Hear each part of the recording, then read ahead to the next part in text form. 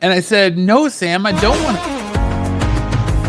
Comic dreams under starlight's beam.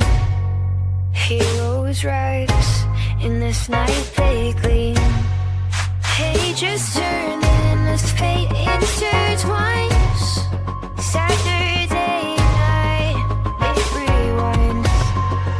Spin tales go by in the city's electric light. It's dark, heroes fight. Every moment feels so right.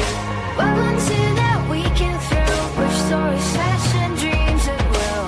In this world we take a fight. Saturday night special guide and night wonders, heroes unite.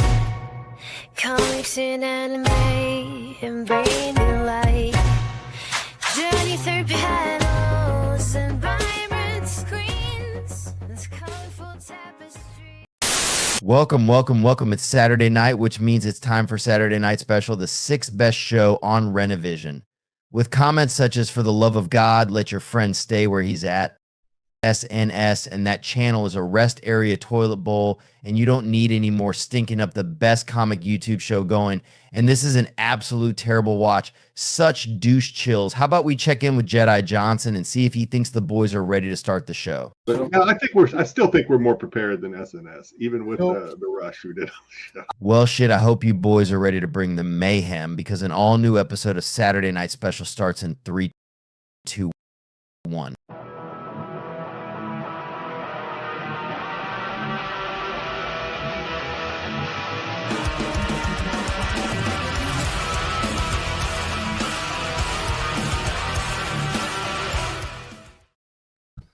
Welcome to a new episode of Saturday Night Special.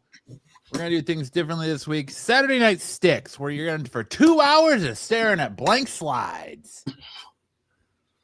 That's not that different. We've done that before. Ah, damn it.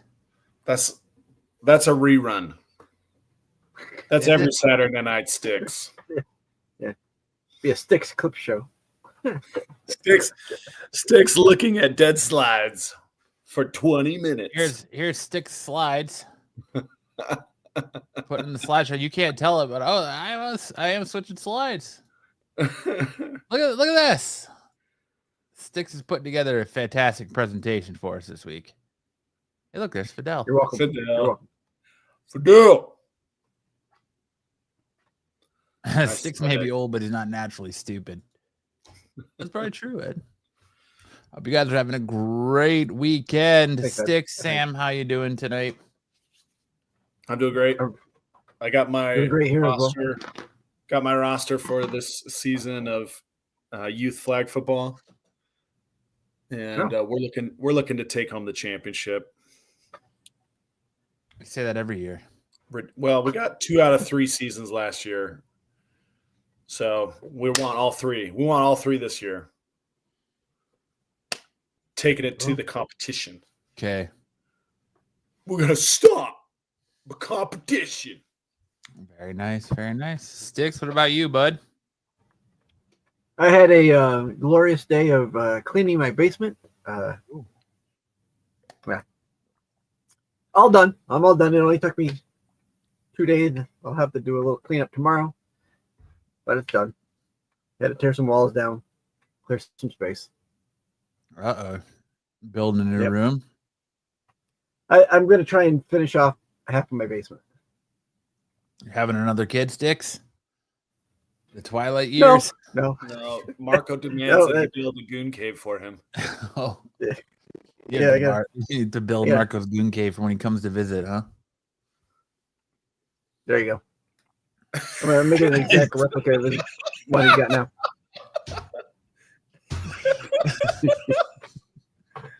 It's that time delay. They don't have proper internet on whatever planet you live on, huh, Sticks? Nope. We're up here in the North Country. Yep. Sorry, I don't mean to laugh at our own jokes, but Sticks' timing is par excellence. All right. Sam, what do you got for us this week as our topic starter? Well, this has been all over the internet, but there's a new AI actress, I guess, computer generated actress named Tilly Norwood. And Hollywood is all ablaze saying this is a violation of the collective bargaining agreement for the Screen Actors Guild. No, no, no, no, no. And Tyson sent me a link to an Instagram post about it. What's up, Tyson? And I was looking through the comments, and this really gets to the heart of the matter. How would she even sleep with her producer? They giving him an electric fleshlight with her voice. The gawk gawk noise gonna have the robotic filter to it. How is she even supposed to compete with the physical actresses? That's the real question. How can she sleep her way to the top if she's AI generated? She can't. She won't.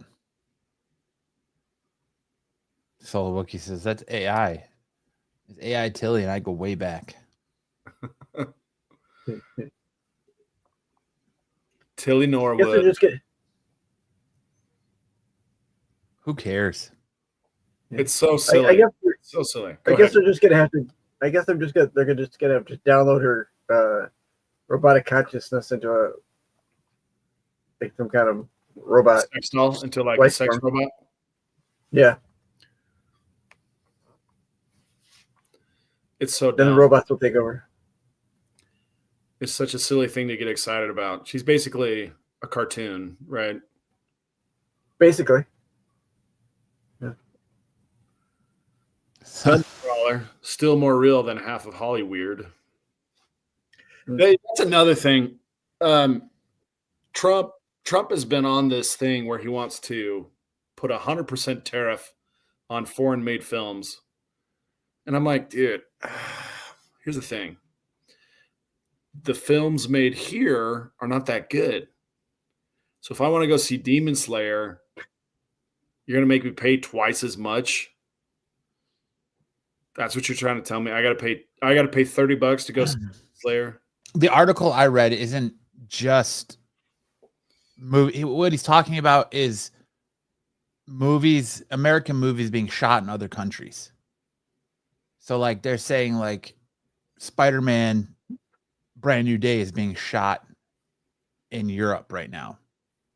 And he's talking about stuff like that, like movies being shot in America, in Hollywood, not overseas.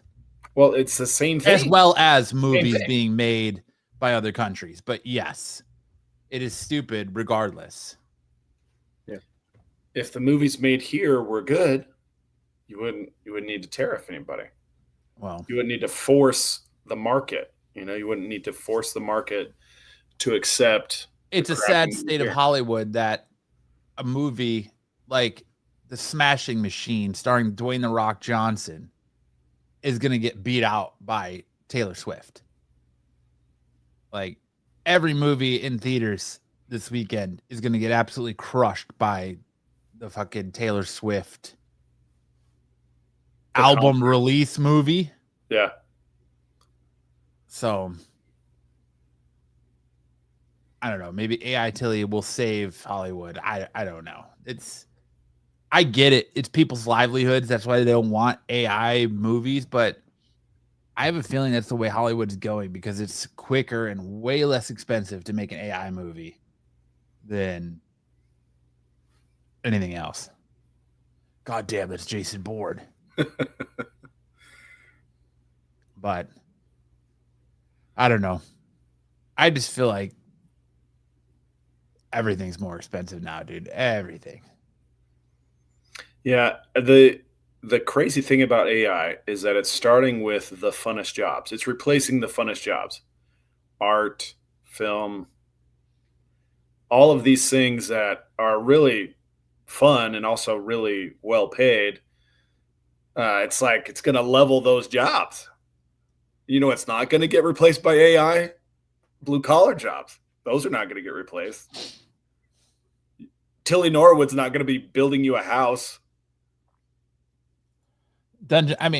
Dungeon Crawler, I get where you're coming from, but that's like the 1% of Hollywood. Like I have a friend that I went to high school with who's a working actor in Hollywood, and he's by no means rich because he's not a movie star per se. Like you do stand-in work and background work and things like that where they are not getting millions. They're fighting for their own health care and they're barely making it, where everyone looks at Hollywood as like, oh, well, you're an actor, you're probably getting millions, quit whining. That's not the case for like 90% of Hollywood. But I get where you're coming from because I say it all the time too. Quit whining. You got millions. Now, like if George Clooney were to come out and be like, oh, well, I can't work, I can't live, I'd say shut the fuck up. But yeah, go away, George Clooney. But we're moving towards the Jetsons, man. Pretty soon we're all gonna have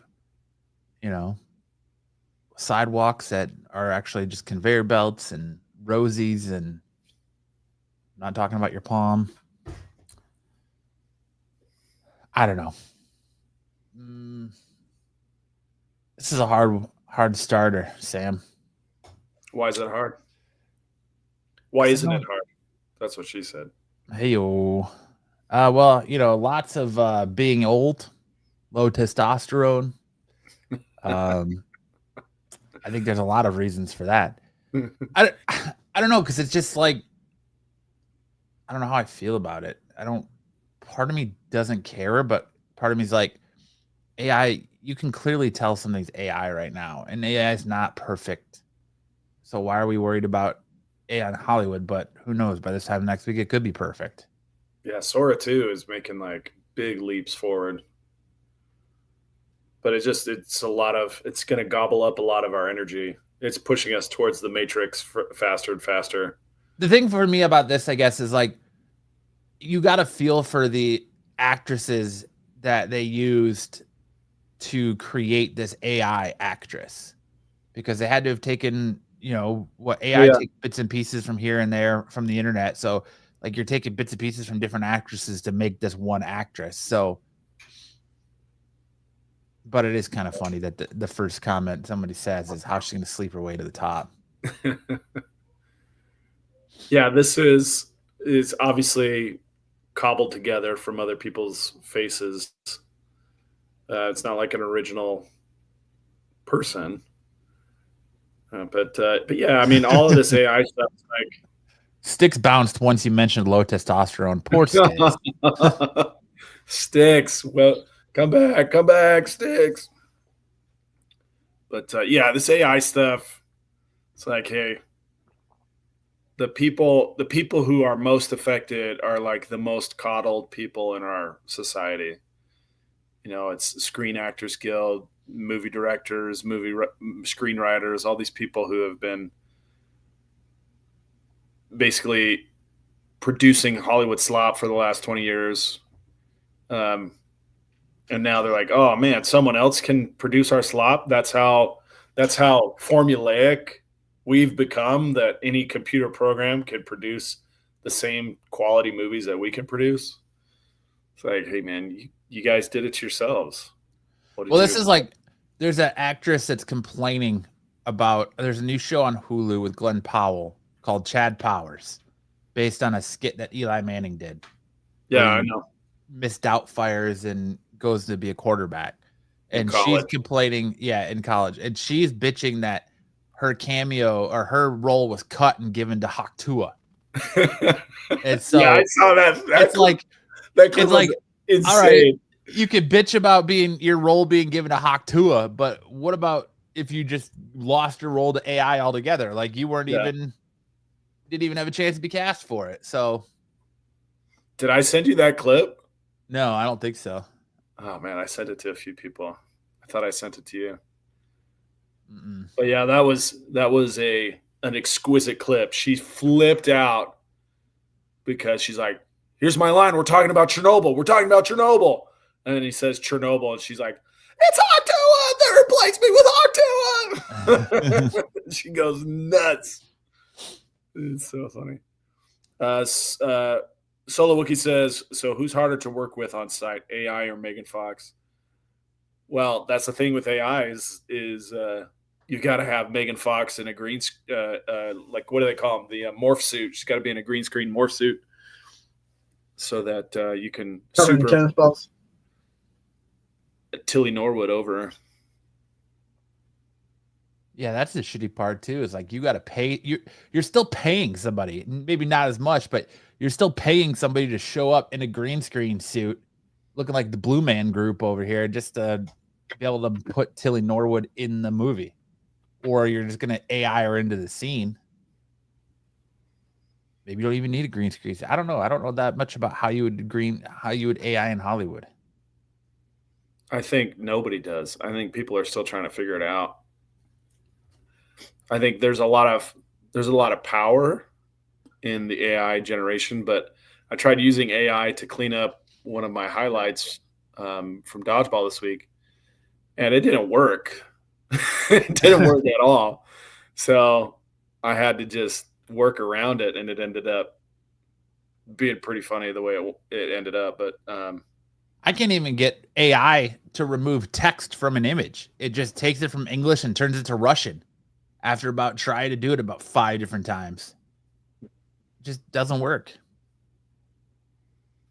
I mean, I'm sure Hartman is way better at AI than all of us.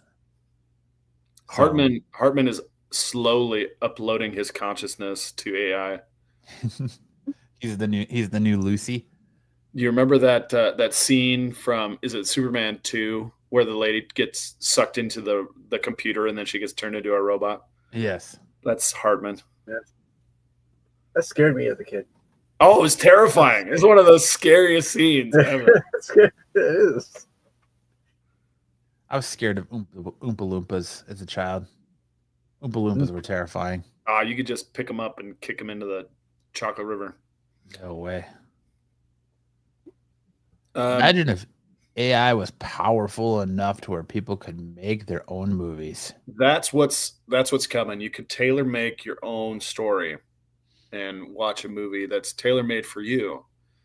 You can structure it with the themes, with the the setting, all that stuff. That is coming. That's gonna be the future. You get your own movie.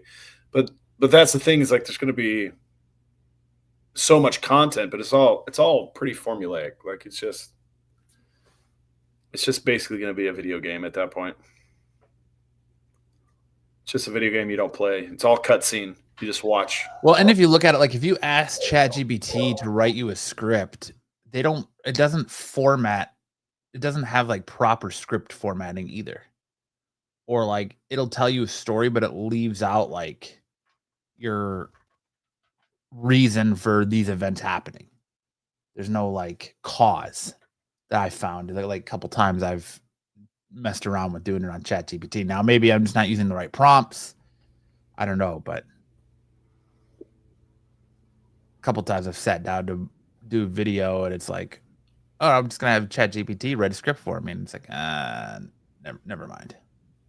Yeah, ChatGPT, it's okay. I wouldn't say it's great or as good as somebody who's been doing it with experience and has expertise. But it's okay. It's like a good entry level, but it's not creative. It's just formulaic. It's like, what if I could read the ideas from your mind with no prompts? Then you'd probably have a talent that you could make millions of dollars off of their dungeon crawler. If you could read ideas from my mind with no prompts, then you would just basically be creative. That's creativity. So when you give something to people that they didn't know they wanted, but they really instantly enjoy it, like it connects with them instantly. Things like shows like Stranger Things that kind of came out of nowhere and really connected with audiences. Like that's the kind of stuff that really takes human ingenuity. I think you would have a slow descent into madness with how perverted and disgusting the most random person is. That's what I would think. Oh, if you could read their thoughts. Yeah, not Well, me. yeah, AI neural link. That's the that's how gooners are born. Well, that's the Craigslist telepathy. Right. That is 100% right. What was it? What did he say? I hear you loud and clear, you sons of bitches. Yeah. But yeah, I don't know. It's a interesting world when it comes to AI. Well, we'll see. We'll see where it goes. I mean, I feel like the more and more AI happens, the more and more it's like it's not going to replace human ingenuity or human ambition. It's just going to enhance it. Is AI proof that we're actually living in a simulation, though? It's so dumb. Dumb question. Why is that a dumb question? What does it mean to live in a simulation? The Sims? Have you not played The Sims? I have played The Sims. It means at a But- moment's notice, just 4 walls with no doors or windows could appear around you and your family, and a random fire starts, and it's survival of the fittest. That's So what it means. that's quantum physics, right? The quantum physics says that there's a minute possibility that the thing that you're interacting with instantly disappears. But it's such a minute possibility that it's essentially zero for all intents and purposes. But does that mean that it's a simulation? It's How just do you know how Sims talk? Maybe Sims speak to us is perfect English to them. This is also kind of the themes that they explore in the Tron movies is, what's real? What do you consider real life or simulated life? Those are some pretty complex themes, but saying we live in a simulation, it's like, okay, but what does that mean exactly? Because it's reality to us. It's not a simulated reality to us. And also, if it is a simulation, then what's on the other side of it? Are you saying that A there's fat, naked man sitting in front of his computer screen with a bottle of Jergens just ready to go? That's what's on the other side of that. well, I would Marco and his goon cave is what's on the other side of that. okay. Well, that's good. It's a little bit A different shirtless, spirituality than what I oiled up Marco just ready to goon to all of us. That's what's on the other side of our That sounds like this Dante's Inferno. That's pretty much what reality. what the devil has planned for us in Dante's Inferno. You died. I'm judging your life. You were a piece of shit narcissist. You're going to Marco's Goon Cave. You don't even go to hell. You just go Pump, right to pump. Marco's Goon Cave. Yeah. He pumps the lotion. Pump, pump.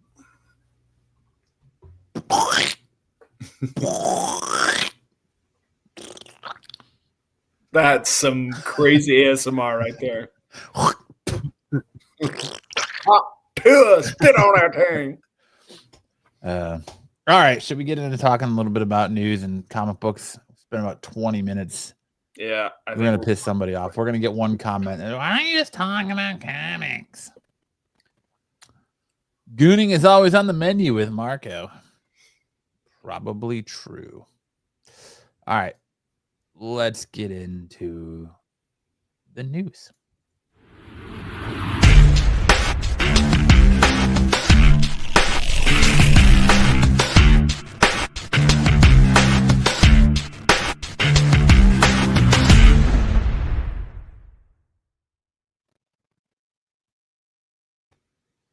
Big news. The internet's been a buzz about this the last couple of, 24 hours.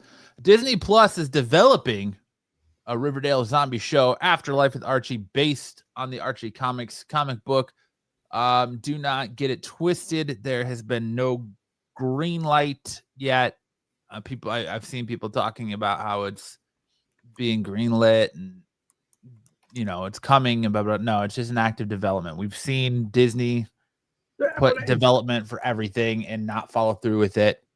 Lots of Marvel projects are that way, but after creating a whole TV universe for DC Comics characters for the CW and Arrowverse and giving new life to the Archie Comics characters on TV with Riverdale, the creators of Archie are bringing Afterlife with Archie to Disney Plus, according to Deadline. It is in development with Afterlife with Archie, an hour-long drama series based on the best-selling Archie comic books by Roberto Aguirre Sincasa and Francisco Francavilla. The series takes place in a version of Riverdale where Archie, Jughead, and the gang must deal with a zombie apocalypse. These same producers created Netflix's hit version of The Chilling Adventures of Sabrina. This is the first comic book-based property Disney Plus is developing, not based on a comic they own, like their Marvel series. Warner Brothers Television is developing this for Disney Plus, which is interesting that Warner Brothers Television is doing this for them instead of HBO Max, but I think that's probably because they're in the process of trying to sell off a lot of that company. So,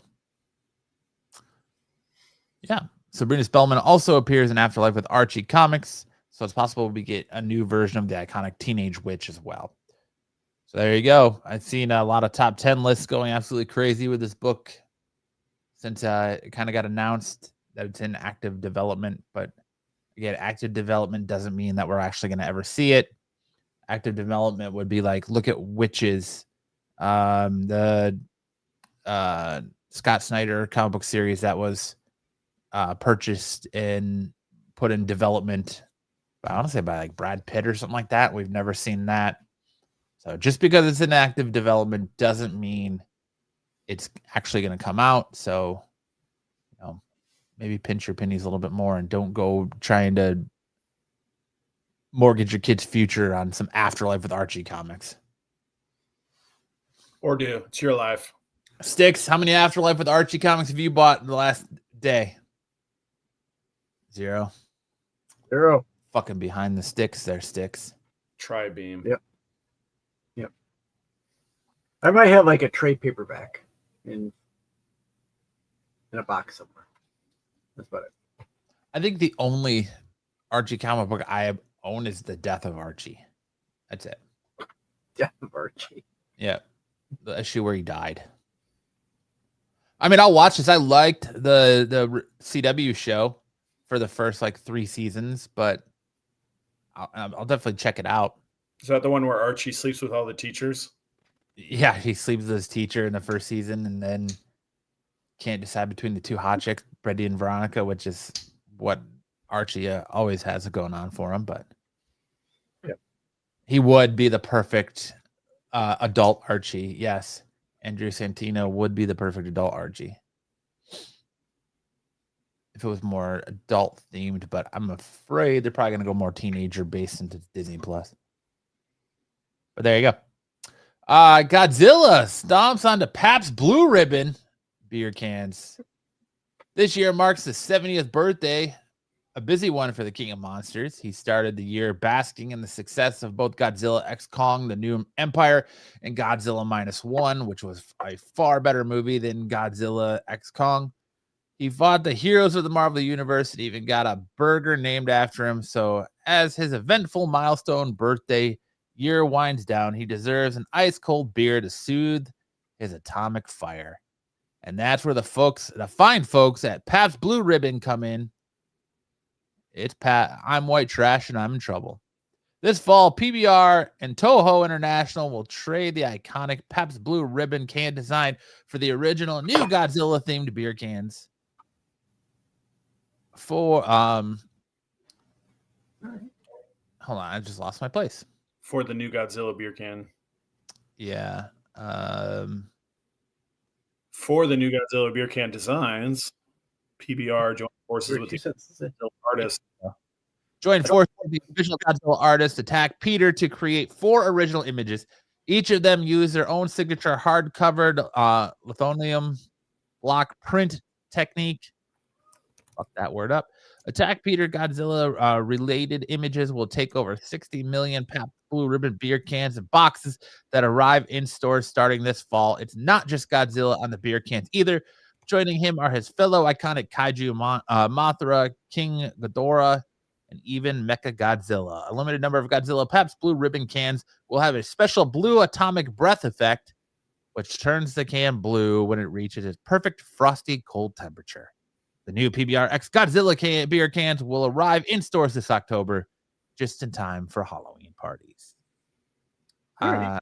I think it's already in stores. I've seen some people have them in hand already. But there you go. Probably distributors. Sticks, are you going to run out and buy some Pabst Blue Ribbon to get your hands on some Godzilla cans? These are kind of cool. I don't partake, but I would buy them for the cans. Yeah, I think I would. And boxes, I'd love to see what the boxes look like. I think Ed's calling you out, Sam. Godzilla first made an appearance in Archie Comics. It wasn't named Godzilla, though. I'm correct. Sam will tell me if I'm wrong. So what are you saying? That there's some character not named Godzilla that is Godzilla in Archie Comics? It's true. Cosmic One says these PBR cans have been seen in stores in South Bend. Yeah. Dungeon Crawler, I'm with you. PBR me ASAP. That's right. PBR, the LB for LB, best beer in the market. I love me some PBR.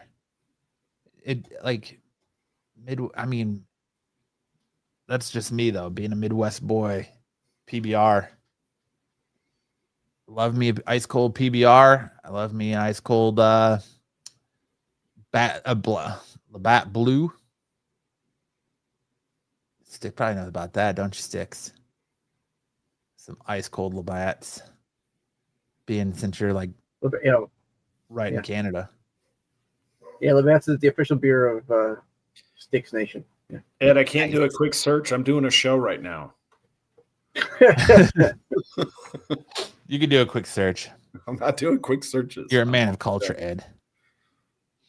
When I drank, it was always Heineken. You know, when I was younger, Heineken was also my beer of choice too.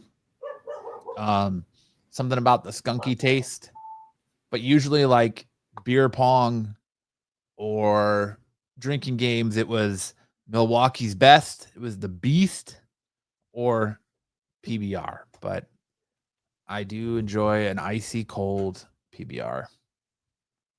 I still say nothing better on a hot Arizona day than an ice cold PBR while you're grilling hot dogs on the grill. Mickey's was your go-to. My dad is a Mickey's guy. Mickey's malt liquor, get him in the 40s. Play Edward 40 hands with Mickey's. Never heard of it. You've never heard of Mickey's malt liquor? No. Jesus. Bud Ice when I was a teen. Oh, God. Yikes. Bud Ice, yeah. No, thank you.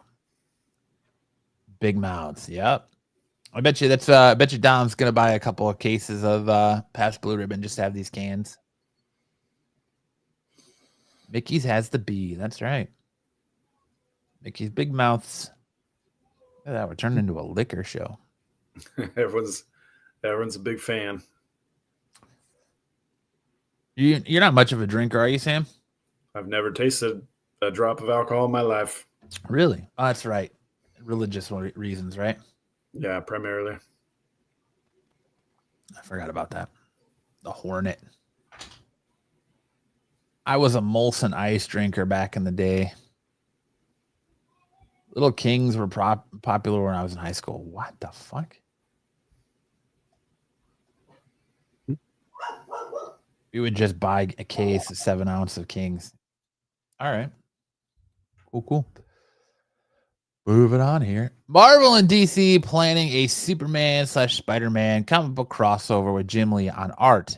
DC Comics has sent out a press release confirming that DC and Marvel publishing crossover will continue in 2026 when DC publishes 2 facsimile editions in January and February, a Treasury edition of the 50th anniversary for Superman versus the Amazing Spider-Man #1, and DC and Marvel presents Superman and Spider-Man Treasury edition #1 in March. In April, the 2 companies will publish 2 new crossover comic books, Superman Spider-Man 1 DC and Spider-Man Superman 1 Marvel. It said that further details on creative teams, storylines, and variant covers for both comics will be revealed by DC and Marvel Comics in the coming months. November will see the release of Batman Deadpool #1, a metaphysical car crash between 2 storytelling philosophies. One character broods in the shadows of trauma and justice, and the other cartwheels through chaos and breaking the fourth wall and occasionally the law of physics. Together, they're forced to confront a threat that doesn't just endanger their world, it questions their very existence as fictional constructs. With a main story by Grant Morrison and Dan Mora, Batman Deadpool #1 launches a reality-bending saga that's equal parts cosmic horror, slapstick noir, and metaphysical. Oh my god, whatever therapy session. It's like Kings of Comics books that know it's a comic book, reveals in being a comic book, weaponized its comic bookness, and dares you to keep reading anyways. Backup tales will include Constantine, Doctor Strange, Nightwing, Wolverine, Lara Kenny, Harley Quinn, Hulk, and Static, and Miss Marvel. Blah. That's bullshit. I call AI. What's up, BK? Probably Mark Wade. So there you go. If you need more Superman, Spider-Man action, there's another set too. You can find the covers for Batman Deadpool online right now, and I'm not a big fan of many of them. But there you go if you need your Superman, Spider-Man fix. The first Avengers Doomsday trailer, rumored to be heading our way much sooner than expected. Avengers Doomsday was originally scheduled to be released in theaters next May, the same month every other movie starring Earth's mightiest heroes has found such huge success. To give the Russo brothers more time to deliver 2 of the final chapters of Marvel Studios' multiverse saga, the movie is now heading our way next December. Avengers Secret Wars will follow in December 2027, and what's shaping up to be a relatively quiet Phase 6, only Spider-Man Brand New Day is sandwiched between them. Despite the significant delays, it sounds like we will get a first look at Avengers Doomsday much sooner than expected, according to scooper Daniel Reitman. A first look will be attached to Avatar Fire and Ash when it arrives in theaters on December 19th. I think this is a ploy. I think DC, or not DC, I think that Disney is worried that with the way box offices are going, that Avatar Fire and Ash is going to be a bust. And so to garner more interest, they're going to try and put that trailer before that movie. And I'm going to be interested to see, because I bet you it won't release online. Usually we get trailers online when a movie comes, like before the movie comes out, that it's the trailer's in front of. I bet you we don't see that. I bet you we don't get this trailer. They probably won't show this trailer online unless somebody leaks it, to try and garner people to go watch Avatar Fire and Ash. And I'll be interested to see how many stories are like, oh, people walked out of the movie after the Avengers Doomsday trailer. Bought my ticket just to go see that trailer and leave. Yeah. But I have a hard time thinking that Avatar Fire and Ash will do as well as Way of Water. I'm surprised Way of Water did as well as it did. It's like, what's the message of these movies anymore? But the first one was like Dances with Wolves, Fern Gully, the whole going native thing. Second one was like, it's tough to be an immigrant. It's basically what it was. It's like coming to America without the humor. Dancing with Smurfs and Fern Gully is shitty anyway. I don't disagree with you. Yeah, I don't know where they're going with it. To the movies. You know, some Monster Toys and some Dave Stevens, nothing too big. You guys are having your own conversation. They're having a conversation. Yeah. I appreciate it. Like, that's cool. Our chat to discuss things. It's fine. And breaking this today, as I was putting the show together, Absolute Batman leaks its first image at Harley Quinn revealed, and it's going to be controversial, I'm sure.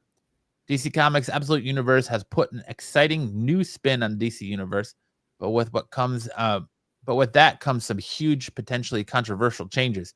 Writer Scott Snyder appeared at Dragon Con last month and told fans, if Bruce is Joker now, and he is chaos, and he is disruption, then Joker is the system and order. We kind of get a little bit of that. If you read DC's Absolute Evil, you kind of get a little bit of that out of the Joker in that book. that means Joker would have a bat cave. He would have a mansion. He would have handsome and beautiful and be a socialite. Maybe he has Robins. Dick Grayson was briefly appeared in the series in Absolute Batman #9 as an EMT who is clearly no fan of the Caped Crusaders' violent a war on crime. There's already speculation that he could somehow become the Joker's Robin, but not to worry because Batman will have a new ally by his side, Harley Quinn. Absolute Batman 12 revealed that the Dark Knight is in contact with the Red Hood gang and working hand in hand with the group.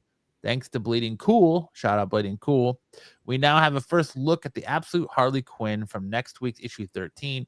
She's the lead for the Red Hood gang and has ditched the colorful costume, hair, and makeup for a look that's sure to divide opinions. What do you think of this version of Harley Quinn? Dungeon Crawler says Hardly Quinn. Yeah. It's fine. I mean, it's definitely not the pinup type Harley Quinn we've come to know. But I don't hate the design. This design makes me feel like, the lead singer of this is like Avril Lavigne. If Avril Lavigne shaved her head and decided to be cosplay as Harley Quinn, it's kind of the vibe I get off of this, and just decided to get a bunch of weird tattoos of her body. It's really stylish, with the suit under the oversized hoodie, the tattoos that match the Argyle socks. So it's got kind of that Peaky Blinders A little bit, yeah, aspect to it, but with some ridiculous nunchucks. Yeah, when Britney went crazy. Yeah, I mean that kind of crazy on Britney wasn't that cool, but this is pretty cool. It's definitely a different vibe. That's for sure. Yeah, it's like a Peaky Blinders type vibe to me. It's weird to me that the Red Hood gang is just a bunch of kids in oversized red hoodies. I mean, that it does make sense. Yes, Tyson Shade O'Connor. Isn't that Negasonic Teenage Warhead in Deadpool? Kind of looks like her, yeah. Kinda, yeah. Crawler nailed it. Yeah, I mean it's definitely different, but I don't hate it. I like that theory too. There, Hartman. Don't get me started on Avril Lavigne because she died and they cloned her. That is a good theory. But that's it. So I guess be on the lookout for Absolute Batman next week, number 13, and make sure to pick up your first appearance of the Absolute Harley Quinn, because I'm sure people are going to go and have some feelings on it. All right, that's it for news. Now we're going to hand it over to Sam for even bigger news, but this time in anime. Get your lube ready there, Ed.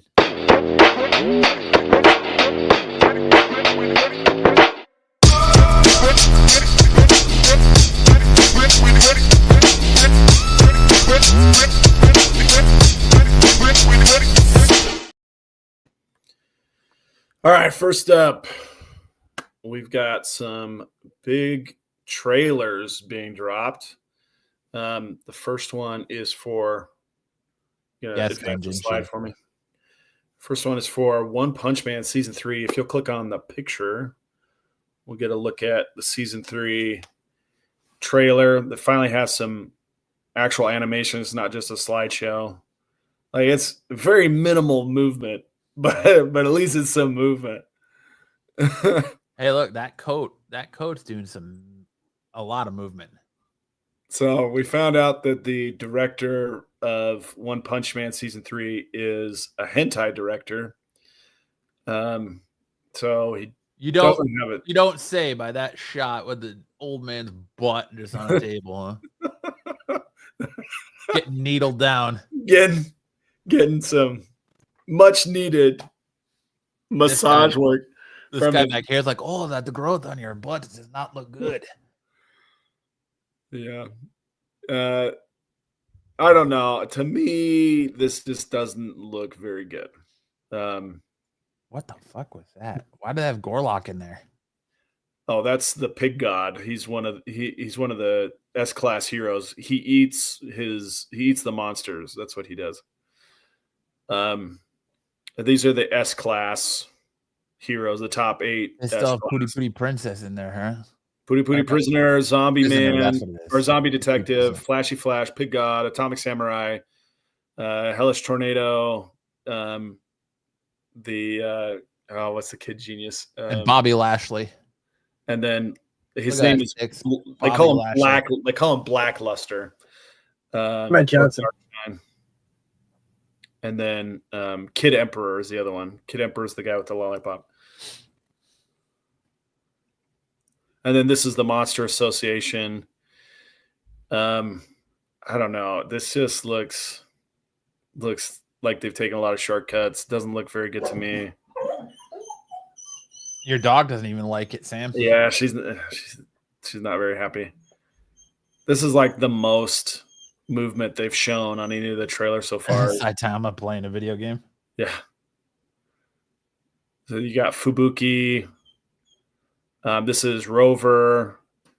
That's these are some of the monsters. That's Fuhrer Ugly, Black Sperm.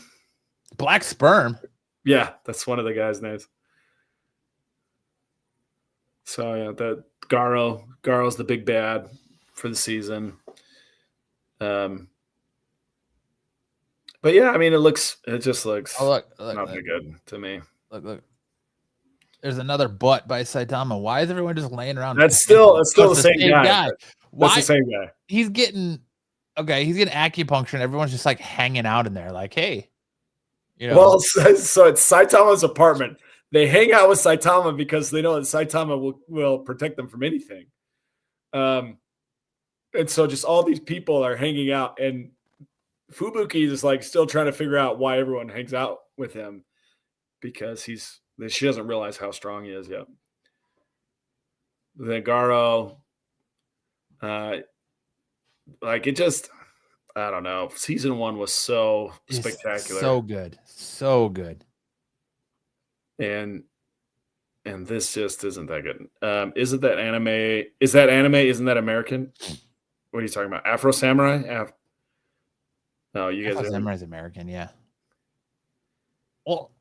Yeah, nothing's gonna beat the first season of One Punch Man. Like, what happened to that studio? Right.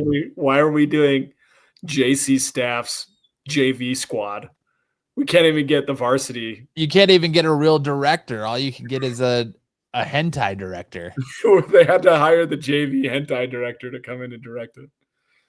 It's just it's such a bummer. All right, let's go to the next slide. It's like, we're going to give you Mortal Kombat directed by...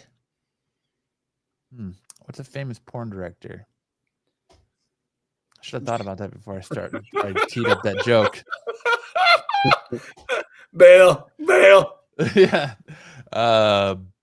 Be like, Mortal Kombat directed by Ron Jeremy. Yeah, you're gonna see a huge difference. So now we're gonna look at the Reze arc. This is the Chainsaw Man trailer.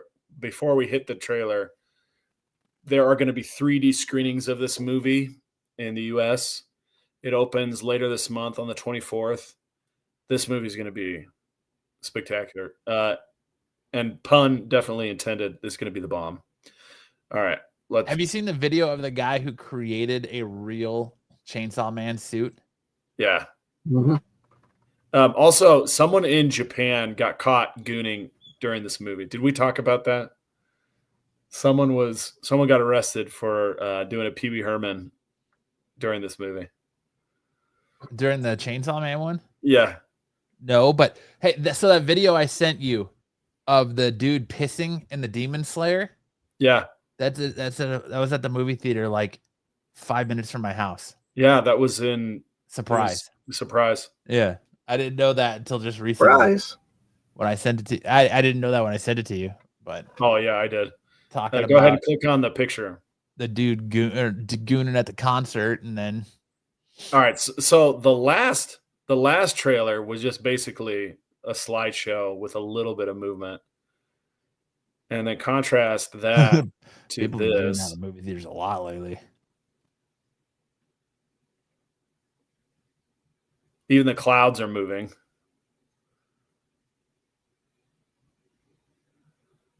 Why So for those of you unfamiliar, Reze in Chainsaw Man, Denji, the main character, is fighting for the government because he wants to woo the girl with the red hair named Makima. She's in charge of this demon hunter squad.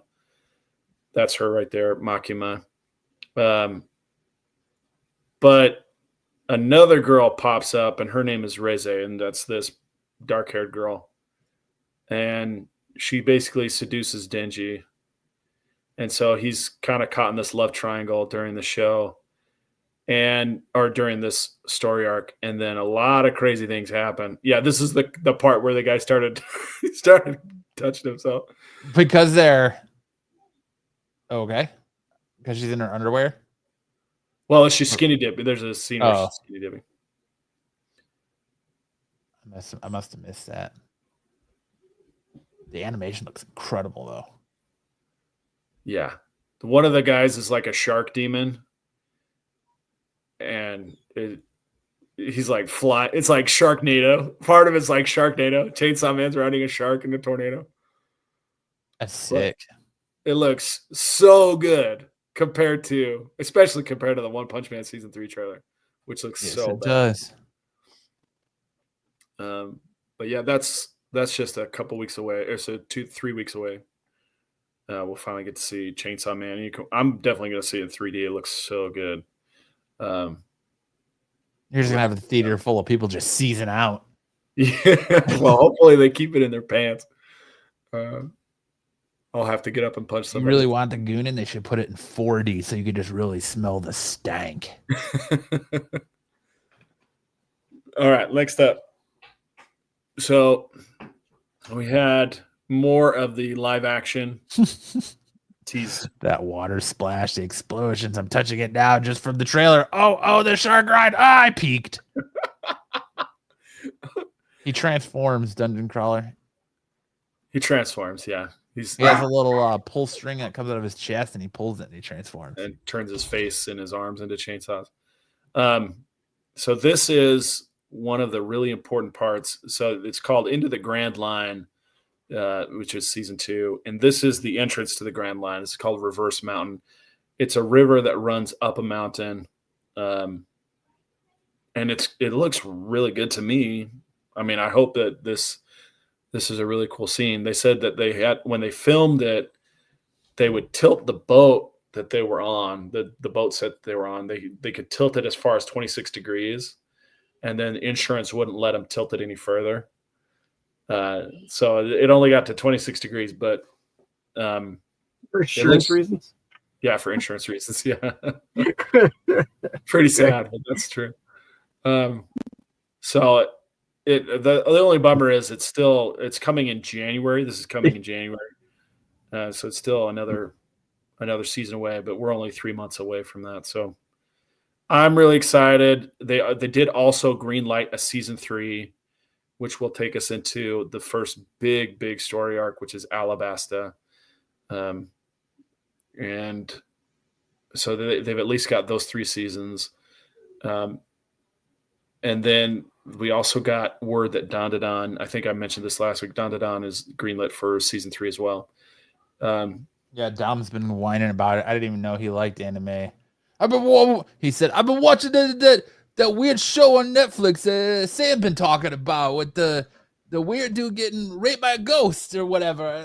I don't even get a season 3, and I gotta wait till 2027 for a season 3. What the hell is this? He got real upset about it. Oh, did he get worked up? Yeah, Sticks can attest. He got real upset about it. Yeah, he was pumping for it.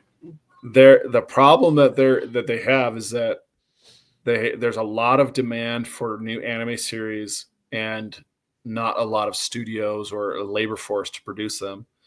So you get the first 2 seasons kind of back to back, and then the third season has been stretched out. Same thing is happening with like My Hero Academia. The manga ended years ago, and they're just finally getting to the final season, which starts this week. Same thing happened with Attack on Titan. Attack on Titan is 4 seasons, took 13 years to produce. And us Dragon Ball fans are still sitting here on our hands, can't even get new anime. Right. Season 3 of Solo Leveling is going to hit in 2027. Season 3 of Dan Da Dan probably 2027 too. So it's just the way it is. People want high quality animation, and they're just going to have to wait. But yeah, you're right. Attack on Titan was really good. You want new Dragon Ball anime? Dragon Ball Super? Well, here's Daima. Here's Dragon Ball Daima. Well, Dragon Ball Daima there's a lot of news coming out because they just released the DVD with the director commentary of Dragon Ball Daima. And apparently, Akira Toriyama had his hand on every scene of Daima. He was all the way through it. Like that's his DNA all over Dragon Ball Daima. Did it leave a lot of confusion, a lot of retcons? Yeah, it sure did. But they are talking about bringing us more Dragon Ball anime and maybe using Daima as the springboard for that. I think the problem that people are having is that Toyotaro was taking it in a direction that they didn't think Akira Toriyama wanted it to go. And so they're trying to change directions. Toyotaro, the artist for Dragon Ball Super, is now working on a new series. So we probably will not get any more new Dragon Ball Super for a long time, if at all. So we may never see the manga? Yeah, the manga and the anime. They're probably a long ways off, if at all. I mean, they could get a couple of years out of the stuff we've already got, like doing Moro, Granola. I would love to see the Black Frieza. I wish that we could have gotten that far. He said that he designed Frieza's transformations after the American Express cards. The gold Amex is a really good card, but the black Amex is the best card. So that's why he went from white to gold to black. And then we got one more One Piece story. This is the author, Eiichiro Oda, was suddenly in such poor health that he couldn't finish the chapter this week. Because he's eating Burger King. And that's what I think happened. So it says the official X Twitter account for the One Piece franchise announced on Friday that Eiichiro Oda's One Piece manga is taking a one-issue break and will not appear in this week's 45th issue of Weekly Shonen Jump due to Oda's poor health. The post stated Oda was currently recuperating. But like a week ago, Oda's comment in the magazine was Sakana-kun's F burger, which means fast food burger, taste test videos is so comforting that I've been eating fast food burgers every day. In other words, he's watching a mukbang and he's getting excited. And so he decided to eat a bunch of fast food burgers and now he's sick. So it's like, dude, you need to eat something. You sleep 3 hours a night. You can't live on a diet of fast food burgers. You got to have something more healthy. So that's what I think happened to him. I think he's got sick from eating fast food burgers.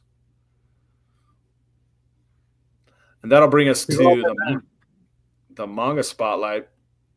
So this week, the Shonen Jump app is putting some free chapters that cover the season 3 story arc.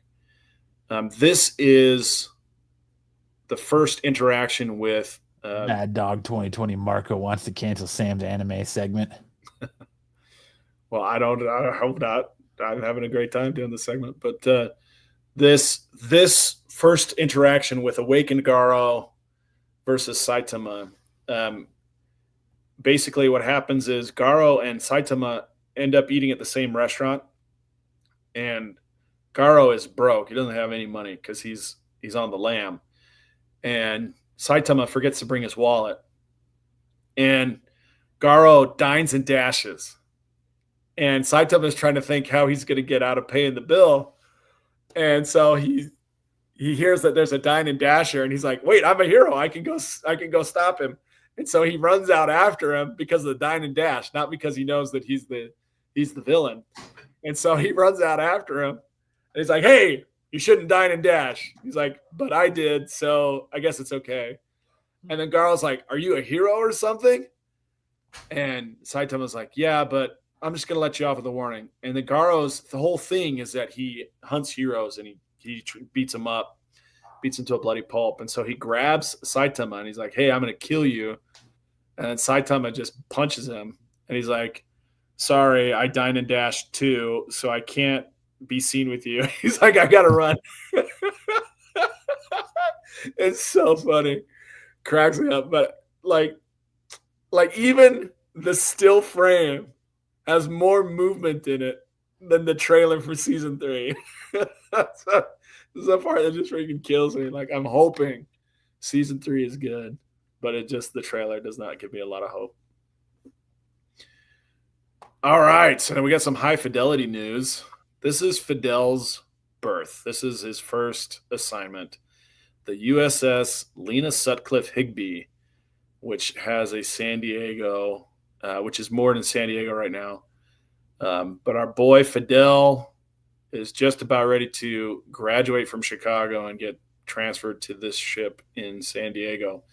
So for everybody out there who's wondering what's going on with Fidel, he's probably not going to last real long with his Chicago girlfriend because he's getting transferred to San Diego. But this is going to be his new girlfriend, is this ship. Is she getting transferred with him? Do you know? She's not in the Navy. She is a civilian. Oh. He clarified she's not a barracks bunny. She is a civvy, and he met her at a bar. They shared a couple drinks, and then she bought him dinner. Aw. And love was born, huh? Yeah, it's like, oh, man, no one's ever been inside. Hungry eyes. He went full Top Gun on her, didn't he? He did the "You'll never close your eyes." I don't know if he sang to her. I think it's Fidel. I absolutely think he did. He certainly could have, but he serenaded her. He would do something in Spanish, and he'd be like Spanish. My son, he's half Mexican and half Cuban. He sang her some Selena. My son was like, have you ever noticed that when Fidel speaks Spanish, like he overdoes the Spanish accent? I was like, it's so funny. Yeah, he does do that. He's like, oh, we were just going to get some tacos mexicanos. And I was like, yeah, Fidel, we know he speaks Spanish. Like, you don't have to. Cosmic says, young love. He can get a new chick at every port. That's Cartman. He's fucking lying to us. That's great. All right, then. You want a Swift? I'll give you a Swiftie update. Apparently, according to the internet, her song "Wood" off her new album is about Travis Kelce's unit. So there you go. There's a Swiftie update for you. She wrote a song about his dong. That's what people are saying. Yeah. So stupid. Okay. Is it like the blowjob song by Nickelback? I don't know if it's quite like that, but like there's a lot of references to the male genitalia in that song, that's for sure. It's called Wood, WOOD. Neat. I wonder, I'm almost tempted to throw that one up for October, but it doesn't fit the theme. We might have to explore it. All right, well, I've got one highlight. It's kind of a long one. It's a picture highlight. This is all just basically one game. it's me getting caught, so now I'm out. There's old Mitch in the way. Who's the guy in the floral shirt? That's Mitch. Oh, My buddy Mitch. He was one of the Italy boys, but this is the part that I think is freaking awesome. Watch this guy jump. This guy's name is Jesse Haven. He's got a Dutch name. Looks like he's Asian or something, but freaking jumps and throws in midair. And then, like, as I was looking for the highlight, Mitch is standing right in the middle of the screen. So I had to work around Mitch. And I put at the end of it, move, Mitch, get out the way. Move, Mitch, get out the way. That's why it says move, Mitch. So you don't think move, bitch. Move, Mitch. But that's it for dodgeball highlights. That guy freaking jumped like crazy. Mid-air throw. I strive to have that level of athleticism, but I don't think I can bend like that anymore. All right, I'll throw it back to you. all right. Good work on the dodgeball. Oh, that was our 5th anniversary, by the way. That was our 5th anniversary celebration. We've been around for 5 years. I can't believe it. I've been at my job for 5 years, been in my house for 5 years, and had dodgeball for 5 years. All the good things that happened to me started 5 years ago. Besides the family, of course. Yeah. So one of her lyrics is, "Forgive me, it sounds cocky. He amatized me and opened my eyes. Redwood tree, it ain't hard to see. His love was the key that opened my thighs." What? Sounds like it's got like the rhythm of a limerick, you know? There once was a man from Nantucket. When I see him, girl, let me tell you, I don't need to catch a bouquet to know a hard rock is on the way. 20 years, Cosmic. I've been married 20 years. So there you go.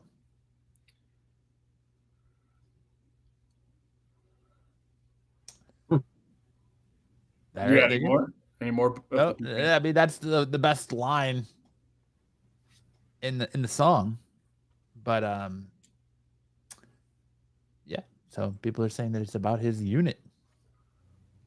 I mean, it pretty clearly. Oh, here you go.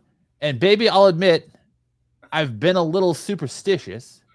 The curse on me was broken by your magic wand. That's great. Seems to be that you and me, we make our own luck. New heights, which is the name of his podcast. New heights of manhood. Manhood. I ain't got a knock on wood. It's like, who are you trying to convince?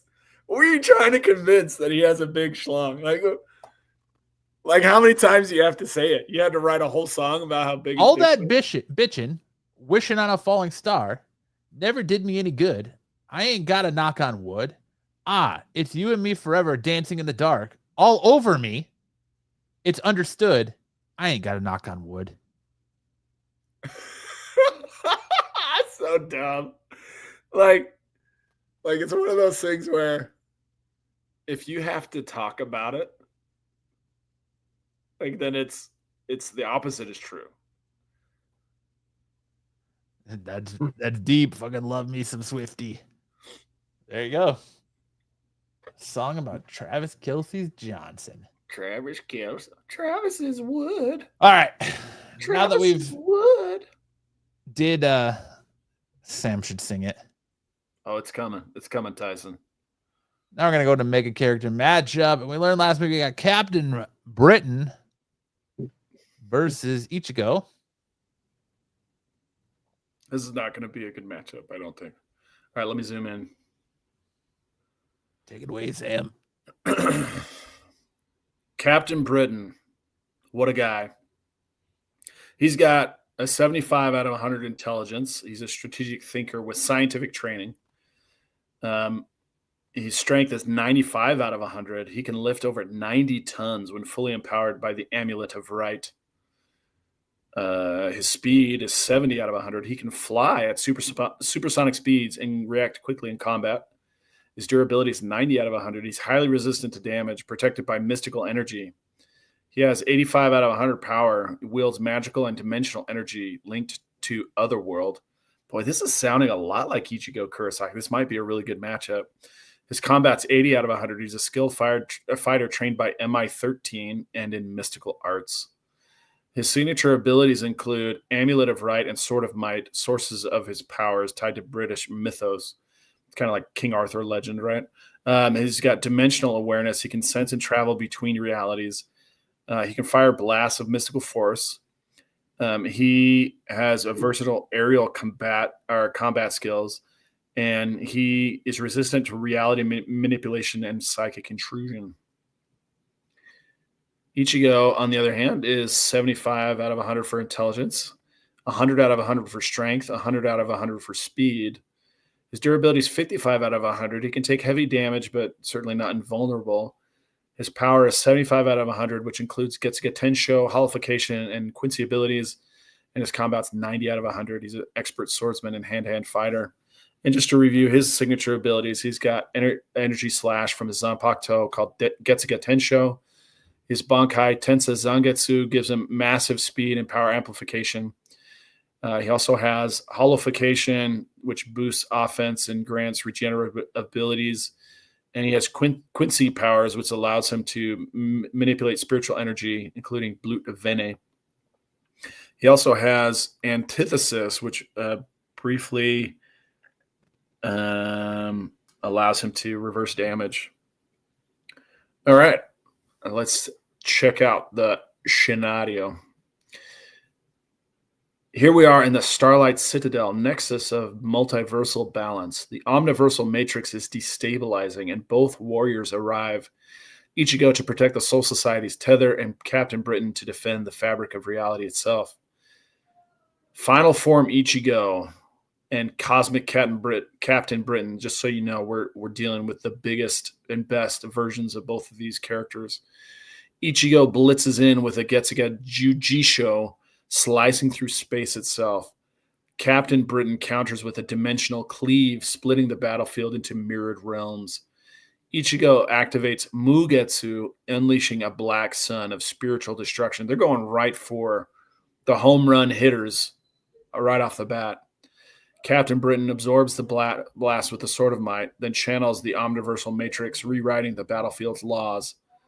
The winner, though it is close, is Captain Britain, because in his cosmic form, Britain becomes a reality-anchored entity immune to most spiritual and dimensional attacks, which is basically Ichigo's bread and butter.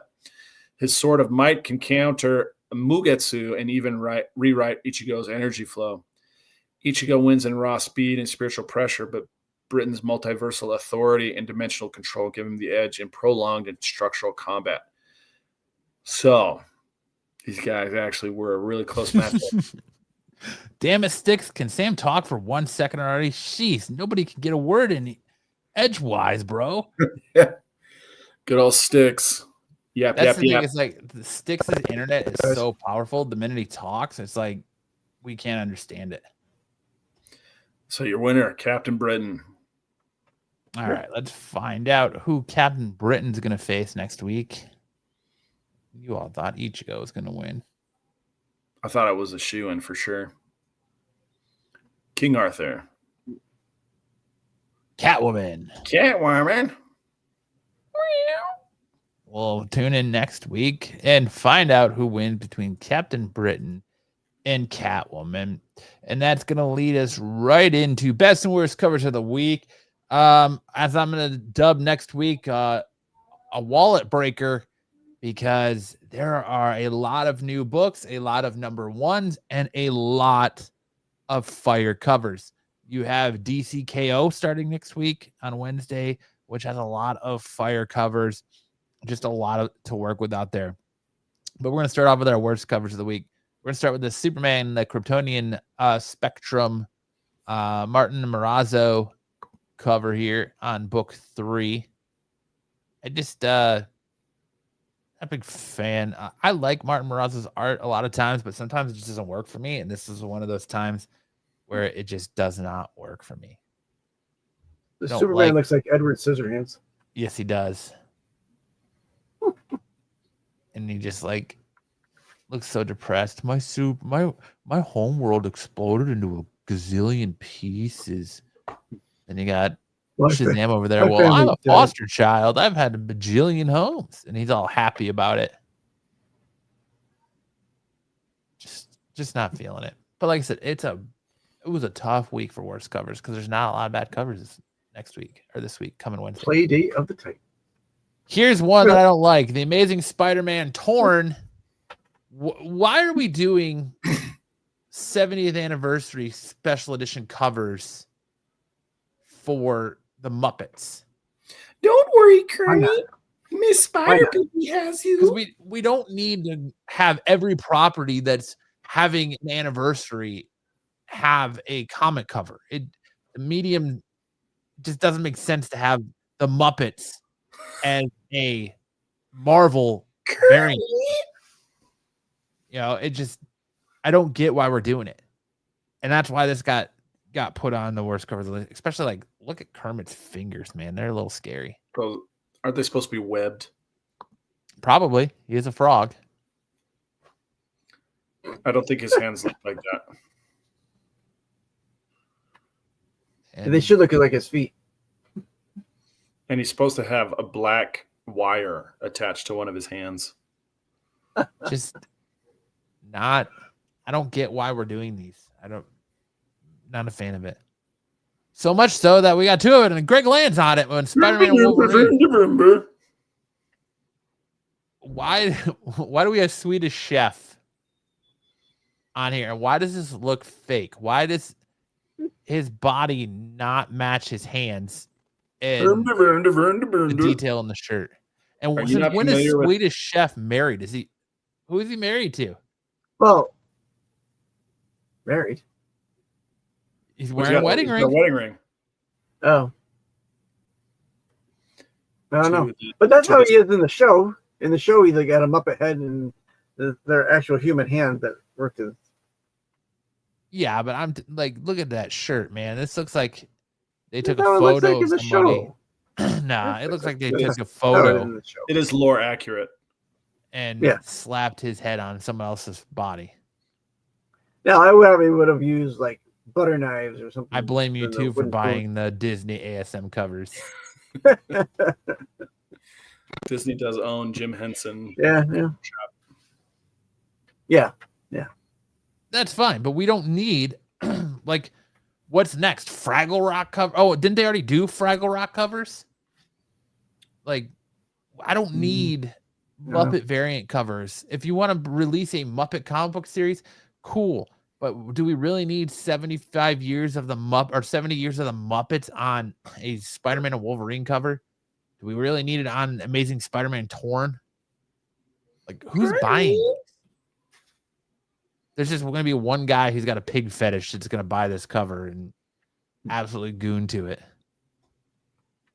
Oh, Miss Piggy looks like my ex-wife, so we're going to move on. But and then we got this Harley Quinn XL Elvira #1 cover. Mark Spears foil virgin variant. You know, Mark Spears gave us the Mel Gibson Lion-O, and now we got the Cameron Diaz Harley Quinn. The Elvira spot on. You think that's Cameron Diaz? It looks more like Emma Stone to me. I could see Emma Stone. It looks like Cameron Diaz when I first saw it. But, I mean... Yeah, I see it. I like Mark Spears' art, but I think it's getting to be a little too much at this point. A little bit too much, having him do too many covers, and it's Dynamite, so he's got like 10 different covers that are the same image with just a different color background. Yep. So his computer doesn't draw people well. Yes, Zag, I agree. He's getting super saturated, oversaturated. It's too much. Bruce I know is splooging. Yeah, I know. He's glazing that donut, but he's not the only one. There's a lot of narcissists out There's a there lot that of are them. all over the Spears train, like all over. Spears is nuts. And I'm not going to shoot him down, but I don't know if you watched No. his eBay Live. His eBay Live, some of these, he was only doing like one book where he was signing up for it was going for like $900, $600. Get your Crazy- paper. crazy numbers. Like, it's not going to last forever. So get Right. your paper, you know, and everyone's gooning over them and everyone's jumping on board and selling these variant covers for crazy amounts of money, so much so that you already have whatnot sellers breaking street dates on blind bags that shouldn't even be in their hands right now, that don't come out for another 2 weeks. Mhm. You want more information on that? Go check out Kingdom of Nerds. Bruce did a whole video on it. Yep.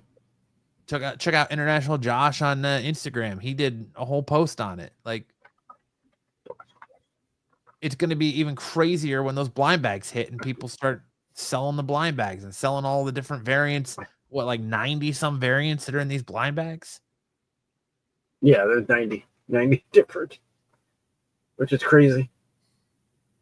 Matt's looking for trouble. I'm not looking for trouble. I'm just saying, It's like, trouble. No, he's being honest.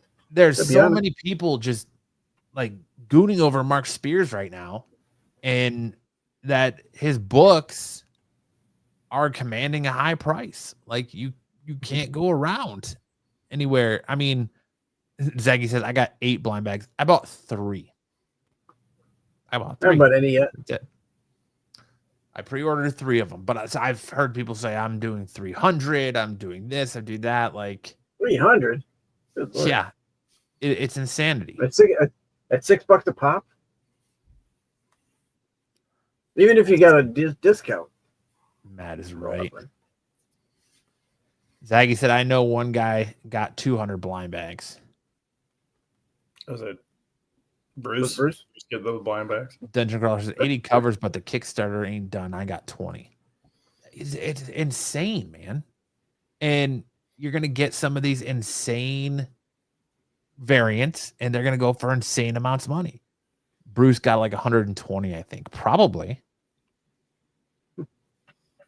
But I'm just saying, like, good on Mark Spears for getting his name out there and doing books with people and, you know, getting involved. But really, it seems like the internet or YouTube comic book community is getting really back and behind him. I know he's been on Bruce's channel. He's been on this channel. He's been on Beyond Wednesdays. He's been all over the place making his rounds, and good for him. But like Zaggy said, it's oversaturation. And I like his art a lot of times, but sometimes I don't need 10 covers that are the same image, one in foil, one in not in foil, with different color backgrounds. Well, That's kind of why I just the did this one publisher. on I this, mean, because that's all you know, Dynamite, though.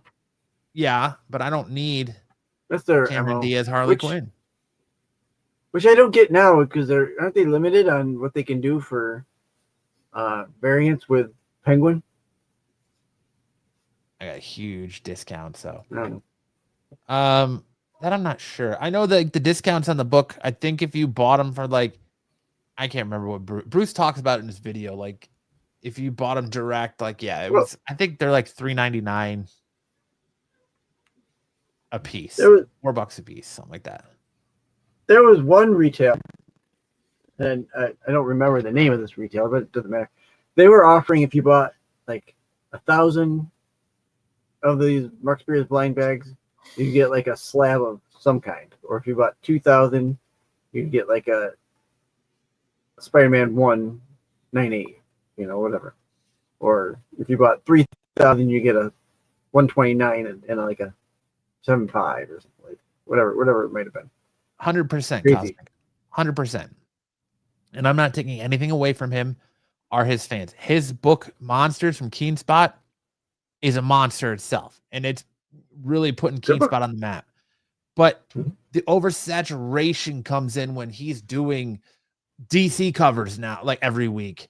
He's got different like trading card cover for DC. He's doing just like I said, 10 different covers for Dynamite, not on top of the millions of covers that he's doing for his own book. There's his most recent issue of Monsters that came out last week has the same cover image as a previous Monsters book that is just recolored orange. It's the Witchy the Witch on the broom. It's the same image, it's just colored differently. And he's selling, and it's being sold twice.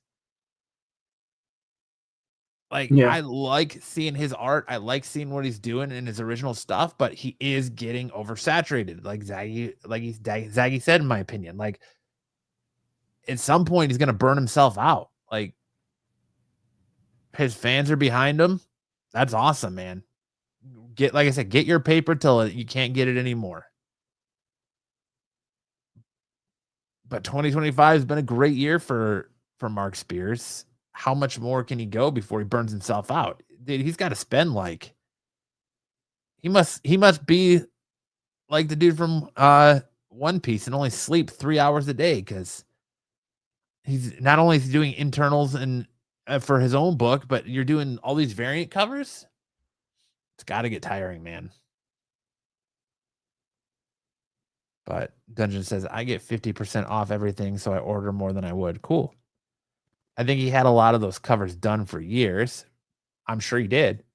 And it looks like half a finished video game cut to me. Yeah. But like I said, I like the Elvira looks awesome. It's just the Cameron Diaz Harley Quinn to me. And like I said, he's got more hits than he does misses. And every time once you stand up to the plate, you strike out. But you know, he's, in my opinion, he struck out with the Mel Gibson Lion-O, and he's striking out here again with the Cameron Diaz Harley Quinn cosplayer. Spears has contacted Pete, and this will be Matt's final appearance on Renovision. I'm okay with that, BK. It doesn't hurt my feelings. I'd be okay with that. You know, he's Matt. I don't care. But just to throw it out there, I've been told I can speak my mind and I don't have to sugarcoat things just because Spears is on shows on this channel. So that's where I'm at. I love his art, but I agree he's getting oversaturated, and Dynamite isn't helping by 10 covers, just recoloring the background. But good on him for getting out there and getting his money. Good on him, people, his fans that are helping him make that money. Good on other shows that are promoting his shit and helping him along the way. Get money while there's money to get. But I'm just saying, don't be surprised when he burns out and he's, you know, you're wondering, hey, whatever happened to that Mark Spears guy? Hope it doesn't happen, but just saying, like, how crazy is that dude's work schedule? Right? A lot of people are afraid to critique his work for some reason. Nobody's above being critiqued, man. That's all it is. And his art, and there's a lot of times his art doesn't work. Like the way his art is, the style just doesn't work. But again, the Elvira, it looks really good. This is like one of those books where if you look at this Harley Quinn Elvira and you look at like the New York Comic Con exclusives, the New York Comic Con exclusives are way better than this book. And that's just my personal opinion. I don't know. I put the list together, so there it is. But nobody's above critique. But I like I said, I like a lot of his stuff. Just there's these certain times, and the Cameron Diaz Harley Quinn is one of them for me. But all right, enough of that. Moving on to our best covers of the week. We got this Batman and Robin 26, Julian March cardstock cover. I got a really good looking Robin. Really good detailed Robin. We don't get enough Robin-esque covers. Really good. I feel like I critique Julian March's covers a lot too, but I really, really like this Robin. Next up, we got this cover B, Stanley Art Germ Lou variant on Batman, Absolute Batman 13, which is at Absolute Harley Quinn's first appearance. And of course, you're getting the Absolute Catwoman in costume as well, with her Mysterio-esque mirror ball helmet there. Yeah. Wow. That's like she's up all night to get she's up all night To get lucky. to get lucky. Up all night to get lucky. I'm up all night to get lucky. There are a lot of good Absolute Catwoman covers as well. You are correct, Dungeon Crawler. But just something about the Stanley, the art germ. Digging it. Up next, we got this cover B, Ben Oliver face-off variant for DCKO #1. He's got some little suns on his knuckles. Instead of Yeah. brass knuckles, he's got Yeah, he's supposed to have solar brass knuckles. This is probably my book of the week next week. I'm looking forward to DCKO. I hope it delivers. Sitting in the DCKO panel at San Diego Comic-Con got me ecstatic for this series, for this event. I hope that it is just as good as I think it is. I hope it delivers on all aspects and we get some really brutal fights and it's going to answer the age-old question, who would win in a fight against these two characters. I'm super here for it. Beautiful cover. So down. I got 3 character to 50 so far. Dude, get off Borderlands. I'm so hooked, Dungeon. I don't even want to say the hours now. Fucking nerd. It's a pretty bold statement there, Matt. I know. I'm just giving Ed shit. The Absolute Geek podcast. I know. tells a bunch of people they're nerds. Fucking nerd. He does all this talk about how he goes and gets his pee-pee played with by his wife during our show. How can you have that happen if you have more than 30 hours into a video game there, Dungeon Crawler, or not Dungeon Crawler, Ed?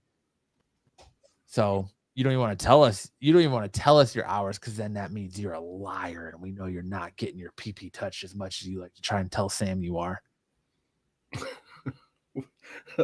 I don't need to be dragged into pee-pee touches, okay? This will be like Tyson and Paul. I won't be fooled again. Up next, we have this cover C, Nimit Malevina variant on Superman the Kryptonian Spectrum #3. Like, I feel bad every time I say that title. It feels like a new form of autism. What's the title of the book again? Kryptonian Spectrum. Kryptonian Spectrum. Yeah. It's like super autism. Kryptonians It's on like the spectrum. all Kryptonian the time. different forms of autism have combined to just make Kryptonian Kryptonian Tylenol spectrum. spectrum variant. Yeah, that's what it is. It's the autism you get when you just chug a bottle of liquid Tylenol. And your liver doesn't fail. Yeah. If you can survive the liver Okay. failure, you'll have Nice save, ultimate Ed. Kryptonian. Nice save. Dungeon Crawler makes me look like a rookie in this game, apparently. Nice save, Ed. You come too far to give up. Then we got this Stanley Art Germ Lug, 2 good Stanley Art Germ covers this week on Supergirl #6. Love that somebody took crypto back to being a lab. Dungeon Crawler said, I got 363 hours, I think, but I have no life. That's not true. Your life is a video game, and that's okay. Beautiful Supergirl cover there, though. Then we got this cover D, Scott Galwinski variant on Green Lantern. Just something with and I know if Kyle was here, I'd be getting shit for it, but the pink background just really pops that green. It does. It pops that green on the Green Lantern. You guys see the meme of RFK telling his mistress he can't wear a condom because it may cause autism? No, I didn't. I'm not wearing a condom. It may cause autism. Gaming is a life. Don't cut yourself short. Think of the money you're saving. You're staying at home. What system are you guys playing on? Are you playing on PC, PS5, or Xbox? All it needs is a pink signature. Nah, the pink signature would clash with the background. Unless you do it on like the green somewhere. Yeah, purple. Because I'll tell you, since we're talking about video games, Ed PC, good man. I'm a little PO'd at Xbox. Cosmic PS5 for Dungeon Crawler. All right, nice. I have PS5, Xbox, and PC, but I'm a little PO'd at the raising of the prices for the Game Pass for Xbox. Greedy bastards. Let me get this Laura Kenny Sabretooth number 1 in 50. Pablo Villalobos Virgin variant. Beautiful Villalobos. I think people are going to go crazy for this 1 in 50. Not really sure why she's becoming Sabretooth, but because she can't have her own, X23 was too easy. You got to have her be Wolverine, and now she's got to be Sabretooth. You canceled your Xbox and switched for a Switch 2 and traded for a Switch 2? Nice. I have all three too. I'm a spoiled. Yeah, I have a Switch. I don't play it, so it hasn't justified me buying the Switch 2. Although I have played it more recently just to play Tetris because I have the Switch store and I've got the old Nintendo game, so I've been playing a lot of Tetris on it. What's up? Challenge you in Tetris. Someone else didn't never take up my challenge. Oh, I'll take up your challenge. I suck at Tetris. Okay, that Laura Kinney. Donkey Kong's amazing. Nice.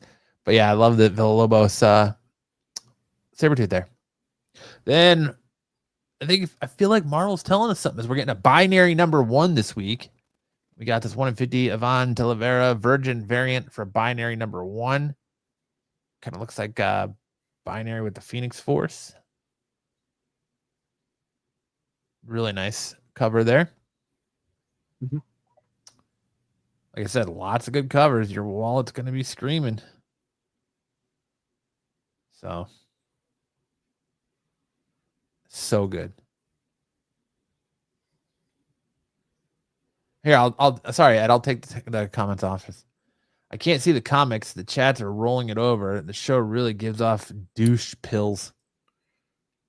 Here you go. I'll run them back for you, Ed, so you can enjoy them. We'll start right here. There you go. Supergirl. Green Lantern. Laura Kinney Sabretooth number 1. And that's right to the Yvonne Talavera binary number 1 cover. And then we got this Marvel Black, White, and Blood and Guts Derek Chu Blade variant. You don't see a lot of cool Blade variants, so that's kind of why I threw that in here. He's just surrounded by vampires, just hacking away. Good Blade variant. Don't say I never look out for you, Ed. Just voice your concerns. We'll get it taken care of. Just send your concerns to Sam's customer service complaint line, and we'll get it taken care of. And we'll have Styx attorney at Life Law handle any legal complaints. Right. Then we got this Something's Killing the Children. A monster hunter walks into a bar, number 1, cover F, 1 in 25, Puppeteer Lee Virgin variant. Puppeteer Lee has been absolutely killing it with variants, as well as Godtail. Really nice Something's Killing the Children cover there. And that's it for best and worst covers of the week. Now we roll on into first appearances this week. We had a couple. Absolute Evil, talked about it a little bit before. We got 3 first appearances in Absolute Evil. We got our appearance of Absolute Green Lantern, which that was kind of spoiled for us at San Diego Comic-Con. But we also got our introduction of Absolute Hawkman, who seems to be just an absolute powerhouse. And then, of course, we got the Absolute Lex Luthor here, looking a little bit like Andrew Sorrentino in his own right. It looks like me. It does look like Sam. I'll give you Sam, too. Yeah, perfect Sam. But there's that. You got Lex Luthor right here. There's your Absolute Oliver Queen, Green Arrow. And then you also got Absolute Hawkman right there, who subsequently has killed Absolute Green Arrow. So you get his introduction and his death all within like 5 pages. So pretty badass. Good story too. I kind of like what they're doing with the Absolute Universe and how their Justice League seems to be. It very much feels like the heroes of the story are the villains and the villains are the heroes, kind of like what Marvel did a few years ago. Because they're forming their own Justice League and it's all villains. The Just Us League. Then we got Amazing Spider-Man number 13. We got the first appearance of the Wretched, of Symbi and Nile. And here's Wretched right here. Looks like she might be part Skrull. Then you got Nile here. And then Symbi is like this little symbiote dog type thing. It's the new baby Groot. Watch out now. It'll have its own series next week. Probably. Just like Jeff the Shark, Jeff the Land Shark. Just like Justice Shark. Yep. And then you got Venom 250 that shows us that Null is still alive. And you got a nice little interaction between him and Hela. But you got the first appearance of the Cult of the Void, and I didn't include the Cult of the Void in here because the Cult of the Void is just a bunch of Venom symbiotes. So just a bunch of different symbiotes. So I was like, we don't need to see all that. There's also, if you're a Kevin Smith fan or a Jay and Silent Bob fan, Marvel is sneaking Jay and Silent Bob cameos in these books. So there is a Jay and Silent Bob cameo in the panels of this book. That's it for first appearances this week. Go right into my comic book picks of the week. And my first one is this Batman number 2, the Matt Fraction Batman. It's interesting that the last Batman hasn't even finished the Hush 2 storyline, but we're already into the relaunch with the Batman here in Matt Fraction's Batman. This is an interesting issue. It picks up where the first issue left off, which comics normally do.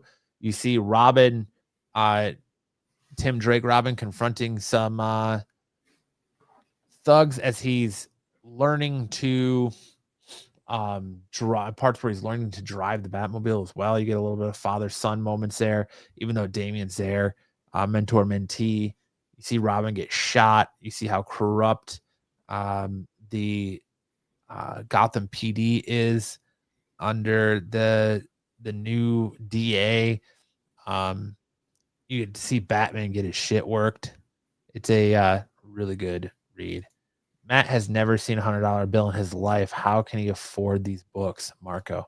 I know, right? It's a twisted world I weave. I've never seen I didn't see a $100 bill until 2 weeks ago when Marco showed up unexpectedly after BK told the whole world that he got banned from Baltimore Comic-Con. Then we got Huck, Big World number 5. I love this book. I love Mark Millar's stuff on Huck. If you're reading this is a really good read.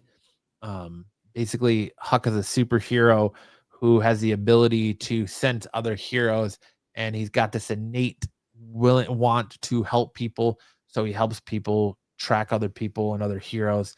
And in this book, this government agency that has come together strictly to take out the heroes that are being made by this so-called witch that they call the witch hunters, start killing everybody but Huck. And Huck has this girlfriend who's pregnant, and we find out that it seems like her pregnant baby seems to have powers as well. But if you're not reading Huck, it's kind of like Forrest Gump with superpowers a little bit. Super good read. Then, of course, Absolute Evil. We already talked about it. We got several first appearances. We got a lot of good information. We learned a lot about the Absolute Joker in this and kind of how he's the opposite of his comic book counterpart that we know. I would say if you're into the Absolute Universe stuff, definitely check out Absolute Evil. That's it. That's going to take us right to Sam singing, and Sam said to me, I can't sing this week, so it's got to be rap. And I said, well, why don't you do Michael Jackson's Thriller? And he's like, oh, that's not exactly rap, but I think he gave us two really good options. What do you got for us this week, Sam? Well, October's theme is 80s October.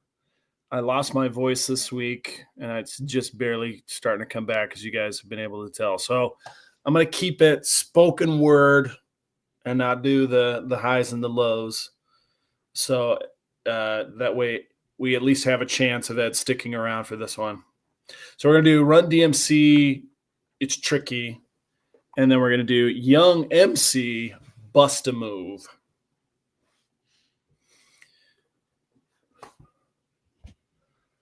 That's it. Oh, we know you can't sing. All right, here we go. The speech is my recital. I think it's very vital to rock a rhyme that's right on time. It's tricky is the title. Here we go. It's tricky to rock a rhyme that's right on time. It's tricky. It's tricky, tricky, tricky, tricky. It's tricky to rock a rhyme that's right on time. It's tricky.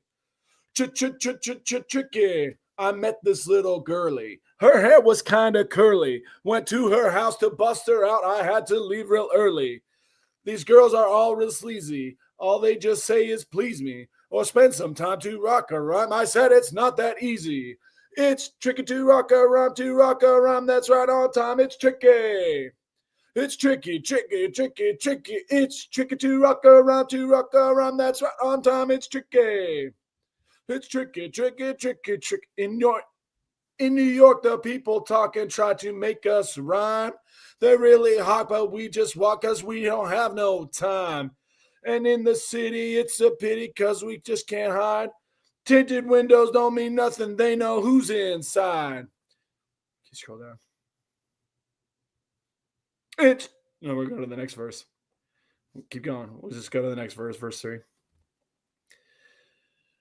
When I wake up, people take up mostly all of my time. I'm not singing, phone keep ringing because I make up a rhyme. I'm not bragging, people nagging because they think I'm a star. Always tearing what I'm wearing. I think they're going too far. A girl named Carol follows Daryl every gig we play. Then de-dissed her and dismissed her, and now she's jocking Jay. I ain't lying, girls be crying because I'm on TV. They even bother my poor father because he's down with me. It's tricky to rock a rum, it's tricky. All right.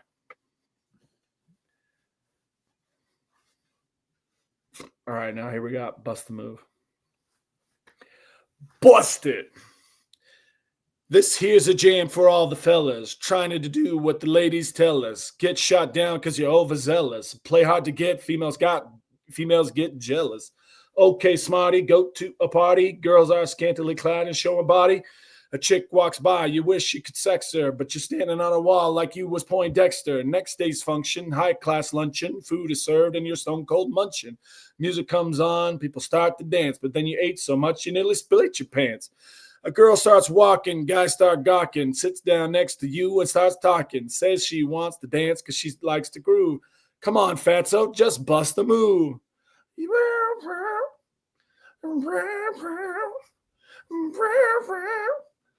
Just bust the move. You're on a mission and you're wishing someone could cure your lonely condition. Looking for love in all the wrong places. No fine girls, just ugly faces. From frustration, first inclination is to become a monk and leave the situation. But every dark tunnel is a light of hope. So don't hang yourself with the celibate rope. New movie showing, so you're going. Couldn't care less about the 5 you're blowing. Theater gets dark just to start the show. Then you spot a fine woman sitting in your row. She's dressed in yellow. She says hello. Come sitting next to me, you fine fellow. You run over there without a second to lose. What comes next? Hey, bust the move. You want it. You got it. You want it, baby. You just bust the move. In the city, ladies look pretty. Guys tell jokes so they can seem witty. Tell a funny joke just to get some play. Then you try to make a move and she says, no way. Girls are faking, goodness saking. They want a man who brings home the bacon. Got no money, you got no car. Then you got no woman, and there you are. Some girls are sadistic, materialistic, looking for a man that makes them opportunistic. They're lying on the beach perpetrating a tan so that a brother with money can be their man. So on the beach, you're strolling, real high rolling. Everything you have is yours and not stolen. Girl runs up and something to prove. Don't just stand there, bust the move. You got it. Just bust the move. There you go. We got more. Hey, good job, Sam. You want to do the fourth first, or are you good? We're good. Okay, just making sure. Don't want you to feel left out. All right, that takes us into the Get Off My Totally Cool Qualified Saturday Dark Side Lawn, or as we so like to refer to it, the Who Said It game. And leading the charge tonight in the Who Said It game, who said Marco thrives on my tears because they love to see the downfall of the greatest fucking human being that's ever lived. Marco, no, this wasn't BK. What's that? I said, no, this wasn't BK. That was going to be my guess. Marco thrives on my tears. Gosh, who has a really strong opinion on Marco? Or who's got that arrogance of themselves? I'm going to say Dom. You think it was Dom? Yeah, I'm going to say Dom. Sticks, I know you're clamoring to give your 2 cents. We haven't was been able Sticks. to keep you quiet all night. It was not me. I'm not saying it was you. I'm asking who you think it was. I'm gonna say it was. I'll say it was Pete. I'll say Pete. Zaggy says Bruce. Pete like the Ross says Dub. Dungeon thinks it was me. You think it was Pete? Yeah. All right. Who said Marco thrives on my tears because they love to see the downfall of the greatest fucking human being that ever lived? One of those things will happen. Go. What? Say them again. What were the 3 things? Yeah, I know Marco thrives on my tears, man, because they love to see the downfall of the greatest fucking human being that ever lived. I didn't know. I'm just asking you Yeah. once again, dude. Your wife's got me cracking up over here. Go over the That's, 3 things again. hey, Dom. that's how you know she loves you. Because All right, we're giving I you the know, I 4. know. Listen, so Vader showing up in the Maul series, which we get the Vader and a Maul confrontation in the Maul series because it was hinted at in Rebels. That could be the pot. It was Dom. It was Dom. Who said just because you want to get glazed by Sam?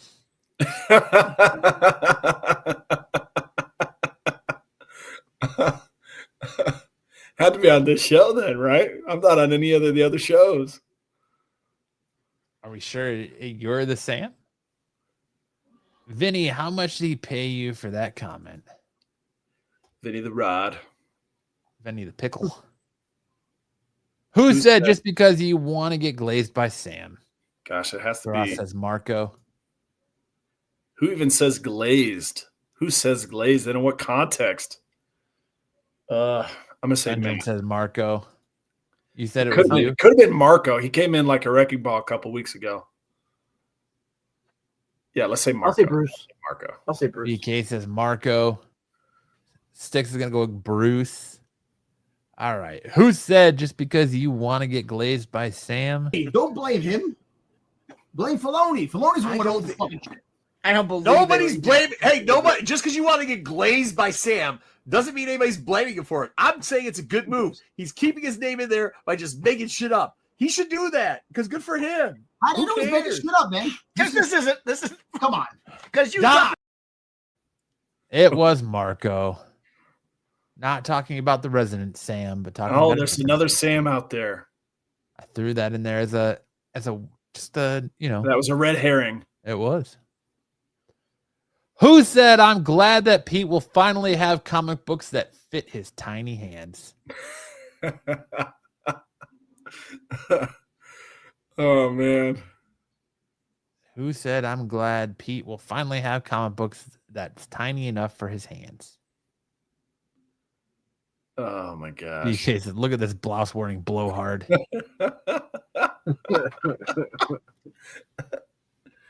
Hey, he's like Beetlejuice. You can't say his name too many times or he shows Yeah, up. he might show up. Yeah.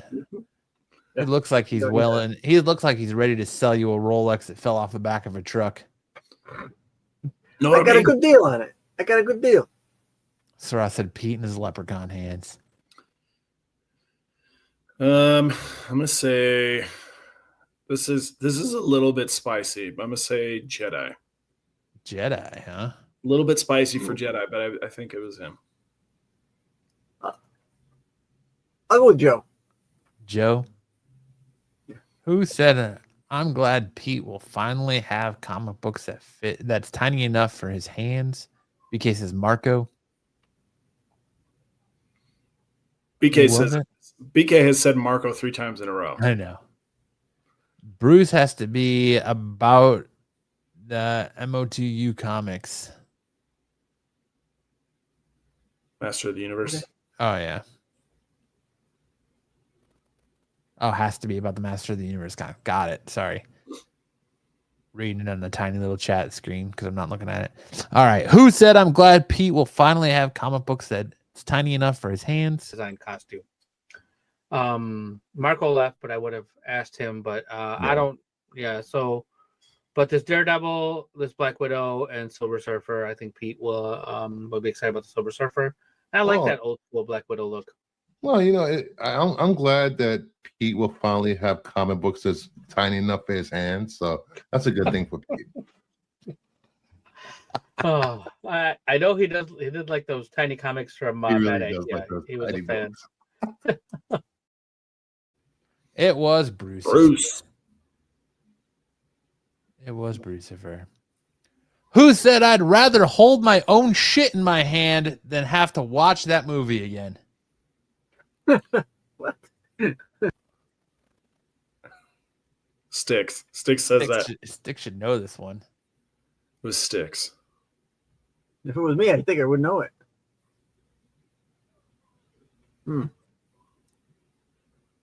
It has. Let's say Joe. Let's go, Joe. Joe? The Who toe said guy. I'd rather hold my own shit in my hand Kevin says the toe guy. than have to watch the movie again? Okay. Joe. You know what this is about now, Okay. Sticks? This is in reference to the new War of the Worlds with Ice Cube. Yes. Yeah. that That's got to be Joe. You're right. show It's was gotta be Joe. so bad. Well, I'm not gonna say it again. It was basically a movie filmed on StreamYard. Yes. And Ice Cube didn't get the script. And Ice Cube didn't get the script. He's just basically going, what's going on? What is happening? Who said I'd rather hold my own shit in my hand than to have to watch that movie again? This week that was saying that that was a great movie. Who was it? Oh, it was Dungeon. I guess What's his name? I'd rather hold my own shit in my hands. Well, let's than have to watch let's get that movie to again. since we're under 2 hours. Let's find out why Sticks didn't hate it. That movie was awful. It was terrible, Sticks. How could you not? How could you find anything? I actually tried to find something redeeming about There's it because no redemption to that Joe movie. said it sucked so bad. I was like, there's got to be something. See the toe guy. Nailed the dungeon. I love him calling him the toe guy. It's so funny. Who said Batman and Robin return to the big screen and you walk next door to see Turtles? You get yourself a little cream pie in between. Matt. And not that kind of cream pie. They had turtle cream pies. Yeah. Vanilla Who said custard. Batman and Batman Returns on the big screen? You walk next door and see Turtles. You get yourself a little cream pie in between. It could have been Kyle because that was the episode we were talking about. Those little cream pies Kyle was on. I'm going to say Matt. All right. Yeah, it's Turtles reference might be Matt. Who said it? And Batman Returns are returning to theaters for one-night engagement later this month, exclusively at Dolby Cinema's locations. So your AMC's. The remastered version of the movie will play at over 160 Dolby Cinemas at AMC theaters locations across North America. This marks the first time both films will be presented in Dolby Vision and Dolby Atmos. I don't know if I can do the theater twice in a week. I don't know, man. Batman and Batman Returns on the big screen, and then you walk next door and you see turtles. You get yourself a little cream pie in between.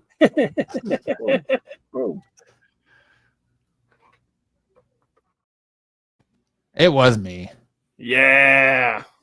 Nailed it. Who said you're blaming the internet for something you have complete control of? Sticks. This seems like a Sticks or a Pete. It's like very tame.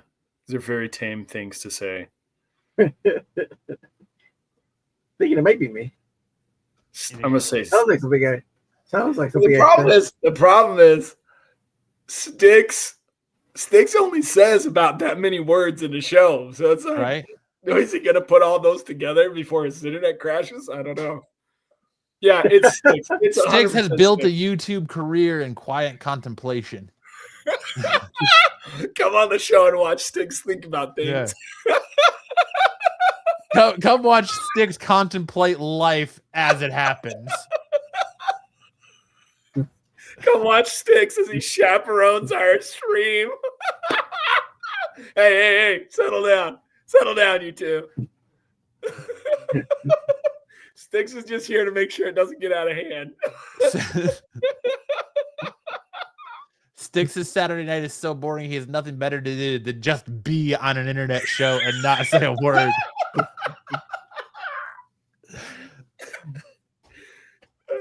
A philosopher at heart. Sticks, the philosopher king. Sticks, my silence speaks 1,000 words. Silence says more than words ever could. I don't know how you do an entire Doctor Who show with, like, it must just be a lot of sitting and staring. It's just him being very contemplative. Yeah. He just gives you different looks to show you his pure displeasure. He mimes the whole thing. Sticks must be like Black Bolt. If he whispers a word, your whole head just erupts. Who said you're blaming the internet for something you have complete control of? Are you gonna tell us? I was going to see if you're going to. I said Sticks. You're going to Sticks. I was going to give the chat a little bit of time, but all right. Who said it? Let me put it that way. It's not like you're blaming the internet for something you had complete control of, and you're blaming somebody else for that spoiler. No, I'm not That blaming was anything. your I'm telling own you, doing. I'm asking a question. I didn't say anything. I said, what happens now that the spoilers are coming out on a Tuesday instead of a Thursday? What do you mean what happens? Nothing. Exactly. I don't know how to do that for Deadly Venom. I don't go on YouTube enough to even worry about where that is. Did you see how I... It was Double O. Tyson, since the family-friendly change, I have to write down these types of quotes. Snap. I'm glad that didn't apply to us. I don't think we cared even if it did. Who said I can't goon without an audience? Speaking of family-friendly. Right.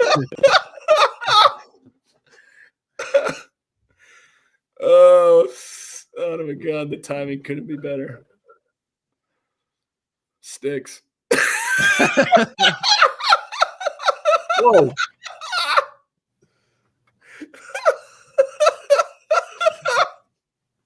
Sticks either doesn't say anything at all or he just talks about gooning.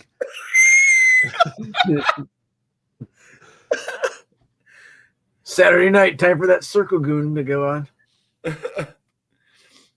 Sarah says it's Bruce. Oh man, I'm still holding out for a Sticks quote. Sticks, I have faith that at least on Friday nights you say enough that we could harvest the quote Worthwhile. I think it's Bruce. Dropping a gem. I think it's Bruce. I think Bruce is talking about Marco. You think it's Bruce? Another Bruce quote? And Yeah, this I think it's economy? Bruce's. Yeah, in this economy. Well, it ain't a Sticks quote. All right. Who said I can't goon without an audience? I'm gooning. John Goonin. There you go. Oh man, he turned this whole Korn concert into his goon cave. Marco's favorite place in the world. A public goon cave. Sup, That's Sarah? fun times. My God. Oh, just talking about a little public gooning. No big deal. Well, I know we're making light of the situation, but if you're in public, please don't goon. Goon responsibly. Goon responsibly. Yeah. Isn't this what Marco does in Baltimore every year? It is. That's what I heard. That's why he's always trying to get everybody there. He wants to pull like those guys who are drunk with power. They invite you to their hotel room just to make you watch them goon. I can't goon without an audience. Goon juice. It was Sam. Oh, I was holding out hope that Sticks would have just said it. It was Sam. It was me. It was me pretending to be Marco, pretending to be Louis C.K. And last but not least, who said, well, Sticks, I'm actually recovering from the concussion that are your segments.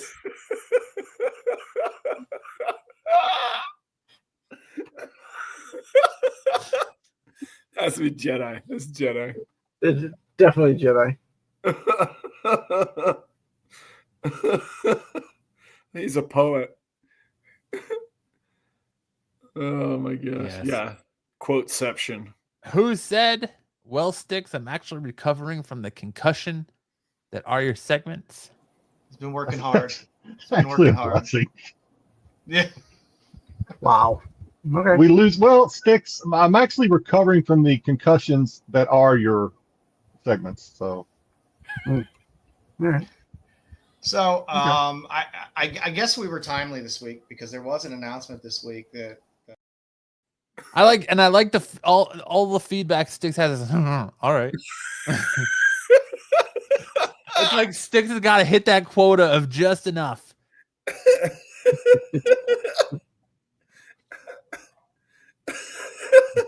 Not so fast.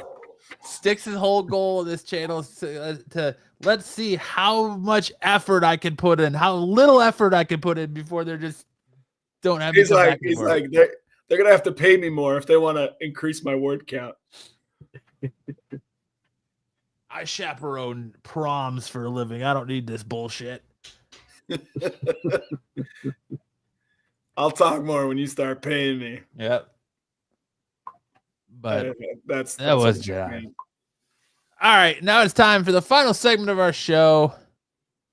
Sticks is expecting. Sticks connections. Time for Missed Connection. That moment of the show where everyone goes, I don't want to talk about hot chicks and dudes. I want to talk about comics. It's time for Missed Connections.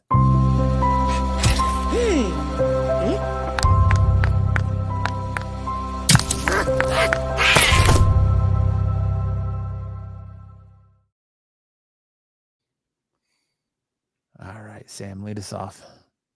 Truck driver misses his warm mouth. Atlanta.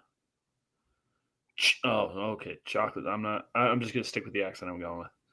Chocolate stick misses his regular, who loved giving long, slow sessions. My regular never rushed and loved every minute. Because I'm a truck driver, my regular would love taking long rides with me. Where are you, girl? Where are you? He murdered him. Sticks told her not to go anymore, and so in so few words, just a displeased head shake. Yikes!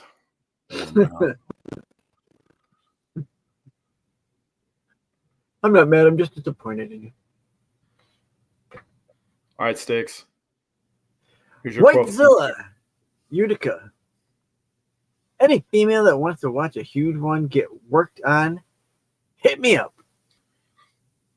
I mean, this also could be him talking about dropping a huge deuce. Yeah. Big old grumpy. Yep. A huge one get worked on. It sounds like some prime gooning right here.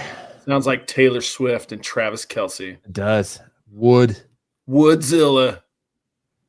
Ithaca. Buffet. Amy ladies want to be my buffet? Just lie back and let me feast. Thanks, $sign. Cha-ching.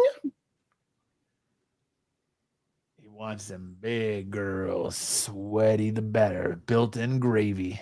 He wants Amy ladies. Amy ladies. Mexican guy jogging at behind Bowie State Campus. Bowie. 24. Mexican guy. 5'9". Bowie State student. Jogs near the... Wait, this is like a headline. What the heck is this? Jogs near the Washington-Baltimore Annapolis trails and ends around Kimberwick Drive. Bowie to relax and hydrate. Come up on me and strike a conversation. Flirt and grab it. Sometimes commando. Very sweaty. And fun watching older dudes lick it clean. I also play the stupid, naive college boy, if you're into it, or any other role play. Nice. This dude's got assists in the works for him, apparently. It started out like a police report. 24, Mexican guy, 5'9", Bowie State. Student jogs near the Washington, Baltimore, Annapolis Trails. Cited. It's like, okay, this is a crime scene. Slow down, Sticks. Matrix. Yeah, he's got to take it slow. Take it slow. Older for same. Mariana, Florida. Not real good at Huck 2. Always trying. But have a clean starfish that likes cream, Jackson County or nearby.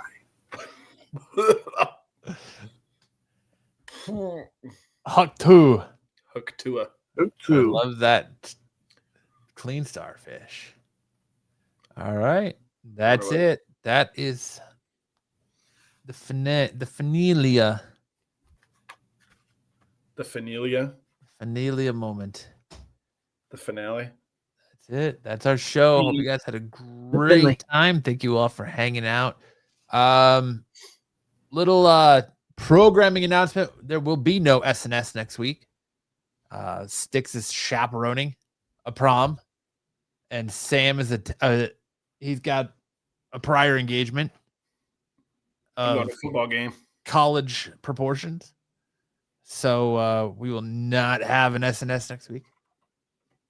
So enjoy another week off.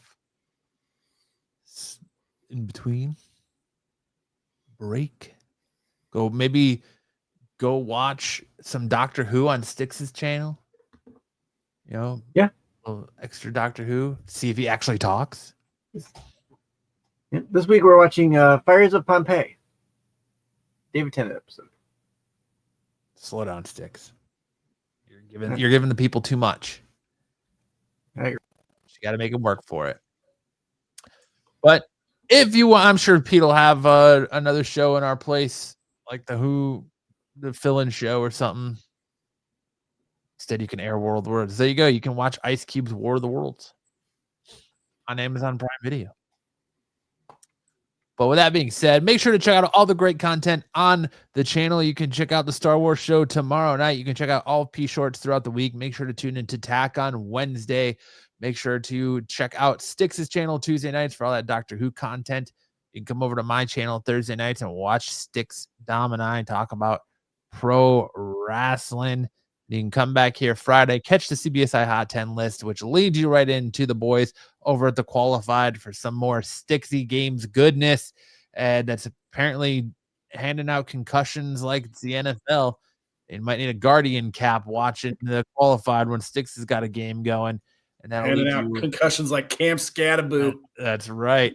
And then come back here normally for SNS on Saturday nights, but not next week. So I hope you guys enjoy your weekend off. And on that note, Sam, take us out with some words of wisdom. Words of wisdom. You know, just because you've made a mistake doesn't mean you can't do better the next time. Keep trying. Don't give up. Well said.